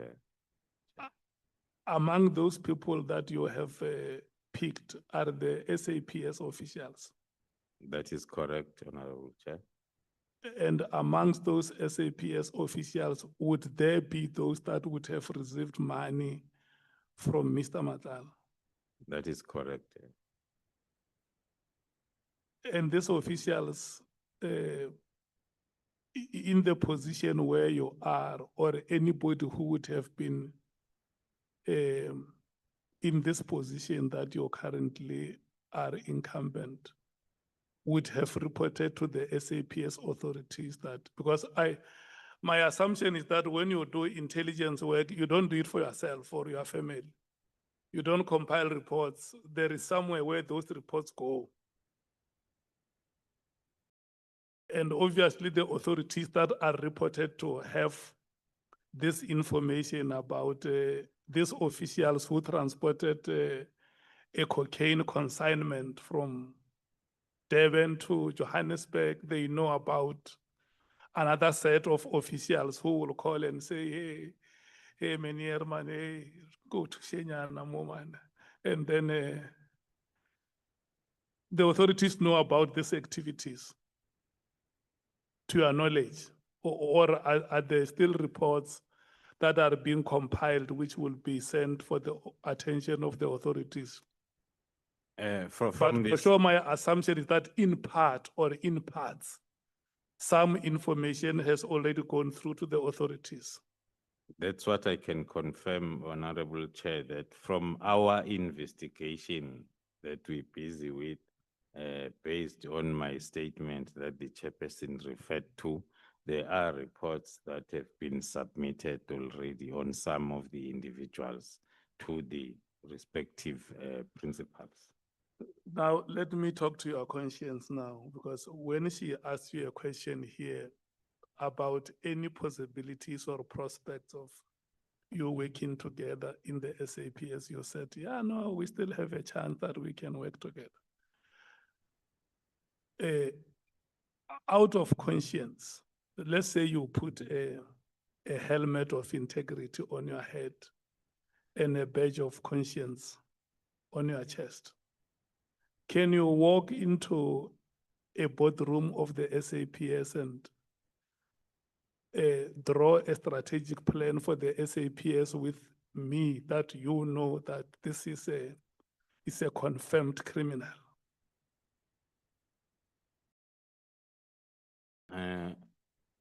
It has been happening like that, Chairperson. I want to know, can you walk conscientiously into that boardroom? Look, the reports are there with the authorities. It might have been you or your predecessor or any other person. You have compiled reports to say, this is what is happening. We have evidence. We present it before you. Then an honorable member of parliament said, General Khumalo, is there still an opportunity for you as the leadership of the SAPS to work together and salvage this institution and make it an institution of choice or a servant of the people of South Africa? You said yes. Yes. So now, as a conscious citizen or an employee working for a government that seeks to achieve developmental objectives, how do you consciously walk into a lion's den? You know there is a mother, a voiceless mother, vulnerable, who does not have anybody to stand for her. With the information that you have, you know who killed her child. And the person who killed that child or people who are in cahoots with those criminals, they sit at the highest echelon and plan a strategic, what do you call this, APP, an annual performance plan of a department, and say, this is how we are going to fight crime as the SAPS in the country. How do you, General Khumalo, how do you consciously walk in such corridors? Thank you, Chair. What makes me to respond positively was because one looks at these processes that are currently on and the stance that some of us have taken, that if we can then resolve these issues and we remove those that we have identified as being then on that other wrong side, we are still positive that we can turn the corner. I'm asking you the last two questions. First of the last will be, how long or based on your observation or assessment of the way the SAPS currently operates, how long, if we were to leave everything to yourselves as the SAPS without any intervention from the executive or parliament, how long would it take for the SAPS to deal with these rogue elements within itself?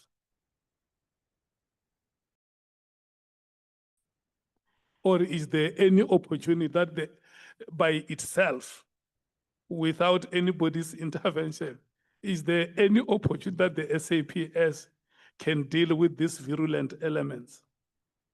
It's not easy to determine the timelines, Honorable Chair, because it's a process. If the matter has to follow the criminal route, we have been talking to the criminal justice system, and there are these parallel structures throughout the criminal justice system that are created. So it won't be easy for one to determine, because it's not about SAPS having all the powers. From the side of using the internal disciplinary procedures, it needs the SAPS top management to prioritize that and work on it. It won't come with the results overnight. As I made an example of our division currently, that is not But that. Okay, let me speak like a member of the public who is looking for justice. Is it possible that within the SAPS, the people who killed Babita Deokaran are known?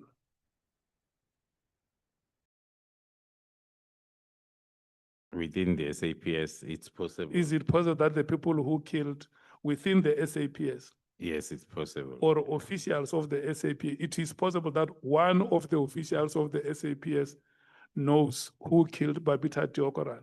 It's possible, Chair. And is it possible that within the SAPS, there is an official who knows the people who killed Witness D?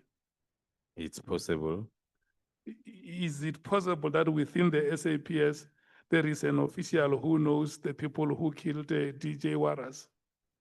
Very possible again, Chair. And many other victims whose names are not being mentioned. Yes. Is it possible that there could have been SAPS officials involved in the murders of those victims?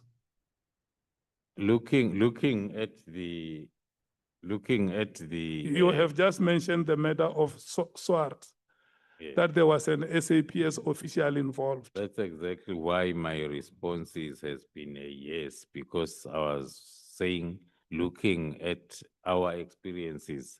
In one of the cases, I think there are about 3 or 4 cases, political related cases in KZN, we had 2 members Yeah. of the shift that was hired as Like the hitmen. case of Sindiso Makaka, Yes, where you say that the gun that was used to kill him comes from crime intelligence. it's all those experiences that makes one to respond positive on your questions, Chairperson. Okay. So my last question to you would be then to say, in the light of the picture that you have presented before us, the shenanigans that happen within the police officials themselves, and the escalating levels of crime where the onslaught against the public goes unabated. And with the seemingly state of paralysis that is there in the SAPS, because it's like it has been disabled. It can't arrest criminals, but it knows who the criminals are. What are the recommendations that you are making before this House of Parliament? That if the following were to be done, we think we can get the SAPS right, whether in terms of legislative interventions, in terms of policy, operational, daily operations, anything.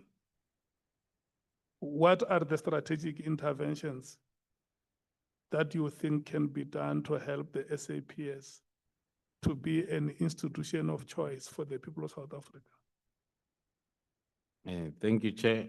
Is firstly, according to my opinion, is to continue cleaning out the rogue elements uniformly so within the whole SAPS, so as then we can be able to start to have a clean SAPS that is going to focus on the same goals, other than the current moment where we have all these problems that are related to issues of integrity.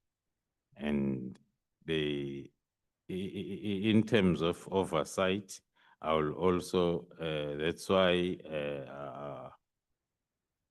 I was reluctant to answer the question that talks to what is it that SAPS alone can do, because there is a need also for the strengthening of the oversight without duplicating, but strengthening it such that then it's able then to give the proper strategic overview of whatever activities that are taking place within SAPS.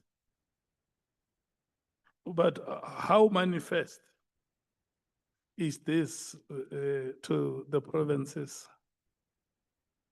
Do you have, what is being depicted here at national level? Does it have manifestations at subnational level? It's possible, but one then is not having the picture currently, but it's very possible. Okay. Advocate Arends. Thank you, Chairperson. Fortunately, I actually just want to feed into or pick up from those questions you posed to General Khumalo, which I think are critical. And hopefully it's a sign that as we complete this final phase, we're thinking of possible solutions and what remedial action we can propose to Parliament. So just in relation to that, I've got a very short time, General, so I'm rather going to put these questions to you, and hopefully you can capture them and respond. There's a clear divide within SAPS at senior management level and seemingly also through the ranks, given your testimony yesterday that some 90% of the Gauteng officers are somehow working for or connected to the cartel. And this is also clearly apparent from the witnesses that have appeared. Some of these witnesses, like yourself, like General Mkhwanazi and others, and there's also other witnesses who have been in the system for years, who now express support for General Mkhwanazi after his 6 July media announcement. Was this discontent or tension within SAPS, was this brewing for all this time? Was it evident to you as someone who's been in the service since I think the early 90s, 1991? Has that been the case? Thank you, Honorable Chair. The response, as one was growing within SAPS, you are exposed at the level where you are. So one was an operator for a long time. Then when you get to strategic levels, and then you start then realizing that there is somewhere where I made an example of a chocho by a constable or a sergeant underneath the tree in the rural areas. Then you realize then that because as you grow up the ranks, then you get to the levels where you are, you realize that the problem is much bigger than what you knew all along as you were growing up the ranks. So I know we, and maybe as the lawyers, we're supposed to find or come up with these answers. But how do we deal with conflicting evidence, especially, and this is the part that I'm requesting your response, especially where we hamstrung by confidentiality restrictions, classified issues, which you are perhaps privy to. For example, we know of the 2 persons clearly that have been mentioned who are part or 2 of the 5 of the cartel, but we don't know the other names, and the other names are under investigation by crime intelligence. Now, does the same thing apply to, because General Mkhwanazi is alleged that there are judges involved, there's prosecutors, the whole criminal justice system. No judges have been mentioned to us. Prosecutors, Shamila Batoy testified before us. He knows some people have been disciplined or so, but certainly according to her evidence, no prosecutor, especially senior prosecutors involved in high-profile matters, has particularly been mentioned to us in this committee. Thank you, Chair. The honorable member, one of the honorable members yesterday raised an issue of a previous discussion by the committee in terms of maybe clarifying the issue of an in-camera evidence by some of us. As it's indicated in my affidavit that there is other evidence that one is not legally allowed to share in a public platform. So maybe then it's something that the evidence leader and the committee has to look at. Yeah, we've just recently had a meeting, and yeah, we will with the chairperson work on that a bit more. So you suggest an in-camera hearing, obviously with the authorization of the Joint Committee on Yes, Intelligence. yes. Now, these three are related. Much has been made, especially by Minister Mkhwanazi, of what is regarded, because these, you remember, this is one of the reasons after the event that he gave for the 31 December 2024 directive. Much has been made about what is regarded as the disproportionate amount, hundreds of millions, as you know, spent on PKTT in relation to political killings, especially in KZN, as compared to the unacceptably high daily murder rate, especially in our poor communities. And in this regard, you highlighted the differences between the murder and robbery unit and the PKTT.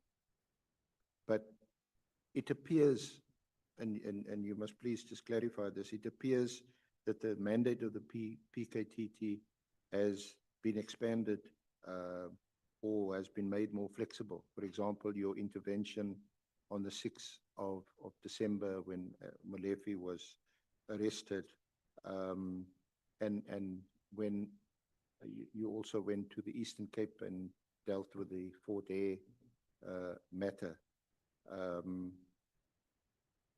Is it the case that given your position as the head of crime intelligence and also your involvement in PKTT, perhaps not on the same level as you had been before you were appointed as head of crime intelligence, that PKTT perhaps enjoys a privileged access to classified information and is perhaps then more successful, in inverted commas, in resolving murder cases than your ordinary murder and robbery unit? Thank you, Chairperson. It's not true. The truth is, as long as we concentrate on this name, by the way, as people that established this team, we do not know where this name is coming from, PKTT. But then we have learned to join the chorus by saying PKTT. According to my view, that's where we are getting it wrong. We are concentrating on the PKTT. All what we have been saying is it's the methodology that needs to be adopted. Whether it's adopted by the murder and robbery unit, it's fine. Whether it's adopted by DPCI, it's fine. Why we are voting for this methodology, it's because it will deal with most of the issues and the problems that were raised by the chairperson a few minutes earlier, that we have integrity issues. Now, once you do not have the ownership of the docket, belonging to a certain individual, which is what the PKTT methodology is against, then you would have dealt with some of the problems. So all what we are saying is it's the methodology that needs to be implemented. It has got nothing to do with General Khumalo being the coordinator and also the brigadier at ORS, because the PKTT, because of its methodology, was successful and its mandate extended, even when the now General Khumalo was a brigadier from ORS and a major general from ORS. It's the methodology. But then surely that is a methodology that the National Commissioner, because it's an operational issue, isn't it? It's not for Parliament to instruct or for the Minister. Surely the National Commissioner can direct that methodology must be adopted. And then there's also those, I forget the name of it now, I think it's Section 10 of the Police Act, where they have these, I think you have quarterly meetings, the senior officers, you know what I'm talking about, you know, with the National Commissioner. And surely there we one of the reasons why you meet is to coordinate your work across the country, across the provinces. Surely that is where it can be discussed. And if it's effective and successful, where it must be applied across the board. As per the example that I cited of a decision that was taken during one of the BOCs, that each province must send plus minus 5 members to PKTT to learn the methodology, which was done, but the problem was with the implementation. It was not implemented. The ministerial directive of 31 December 2024 has not been withdrawn as far as I know, as far as we are concerned, or been set aside. We know, for example, that PKTT has not been disbanded. In fact, you have some, I think yesterday you said 600 and odd cases. So it's grown exponentially.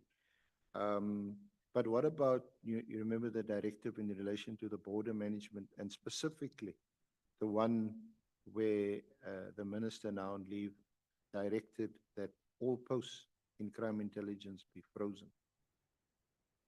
What has happened with that directive? I think you did say that there are vacancies in crime intelligence which need to be filled. Has this been discussed with the acting minister, Minister Kachalia? The directive has not been discussed with the acting minister in my presence. I'm not aware of any discussions. Yesterday, during my testimony, I referred to the discussions that I've had with the National Commissioner, whereby he indicated that the posts from our environment that were halted will be re-advertised. The task team is continuing with its work, so I'm not sure of the third point then as to what is the impact, because it's more related to visible policing. I'm almost there, Chair. In dealing with the SAPS senior management, do all senior members have security clearance and so have access to classified or confidential information? And I ask this question in the light of what appears to be still differences and tensions within senior management level. Yes. So not all senior management have security clearance, and it's a question that one cannot answer in this fashion of discussion, because one of the senior managers, the clearance might have expired yesterday. Then here I sit, I say is having, because security clearance has got timeline. So it's a question that needs to be asked, and then one then goes to the system and provide the accurate, especially if you are under oath, the accurate answer. And to access telecommunications of a person, private person, or an organization entity, is authorization required from a magistrate or a judge, where you have to submit an affidavit to get that authorization? Yes, in terms of X 70, then you need the authorization from the judge. So even crime intelligence Comply. conducting covert operations have to do this, except that you will go what they call ex parte to a judge or magistrate in chambers, submit the affidavit, and the magistrate or the judge Yeah, will no, look at it. no, the intelligence community is afforded a dedicated judge that is dealing with their applications. And that judge is not on your list. Okay, this is the last question. It's actually for you to just to confirm. I shared with you this morning some documents which were actually privileged or confidential about your arrest. And we know from your statement that you've taken it on review. And from what we've shared this morning, it appears clearly that there were a number of irregularities. And it doesn't seem as if the case, you will succeed, or alternatively, IDEC will withdraw their opposition to your application.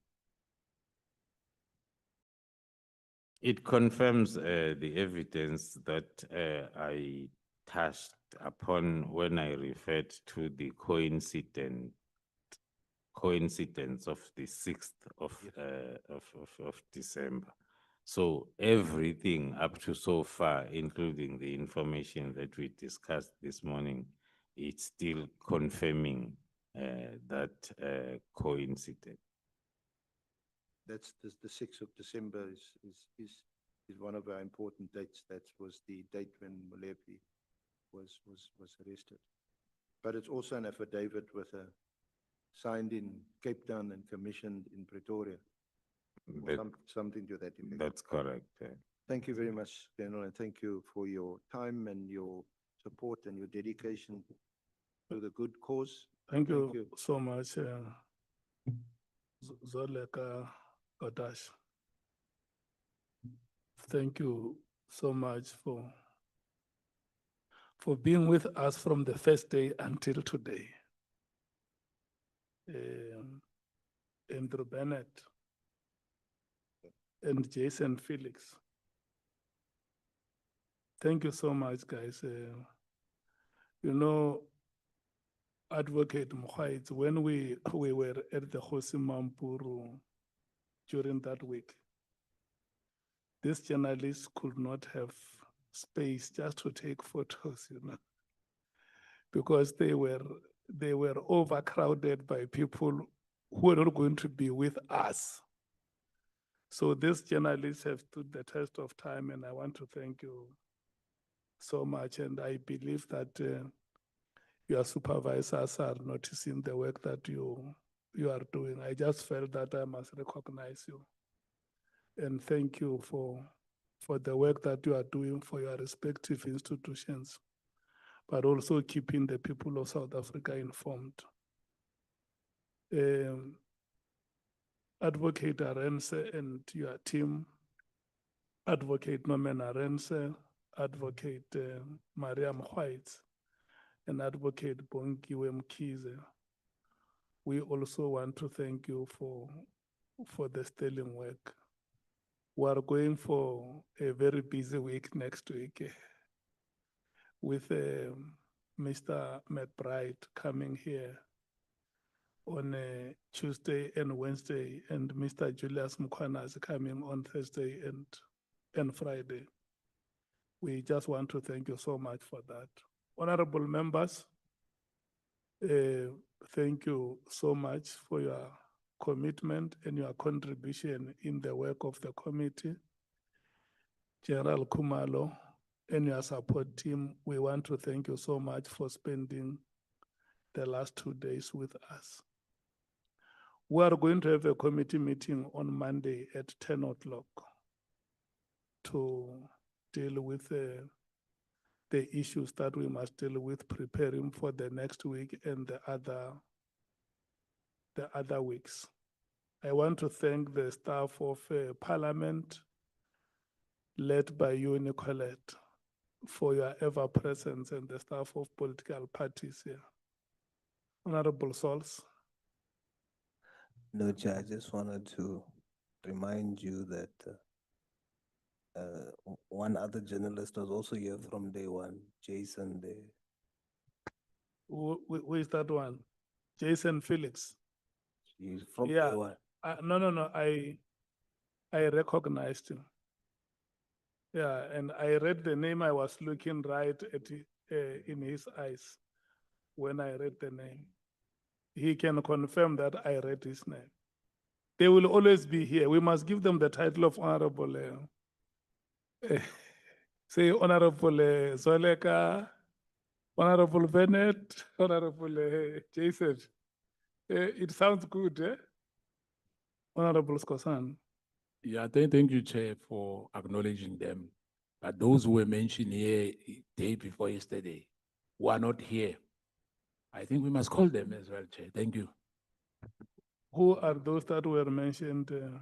Those ones, your Maria Tam, your Peter Tutoy, your whatever, those ones who are, yeah, thank you. I am mentioning these ones because these are the faces that I see here every day. And you know, let me tell you something that is very encouraging. Have you been aware that in most of the cases, in Mr. Khafale, they arrive here before all of us? When we arrive here, in fact, sometimes when we leave our homes, Zoleka is already on television telling us what we are coming to deal with when we come here.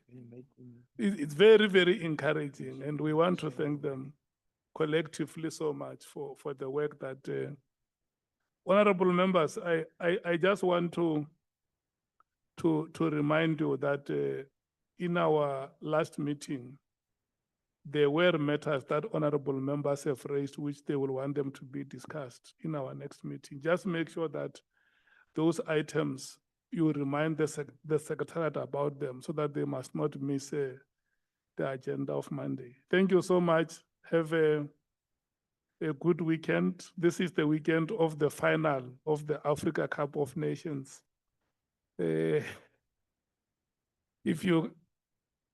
No, it's the Africa Cup of Nations. Just give yourself time to see what is happening on the continent. Thank you so much.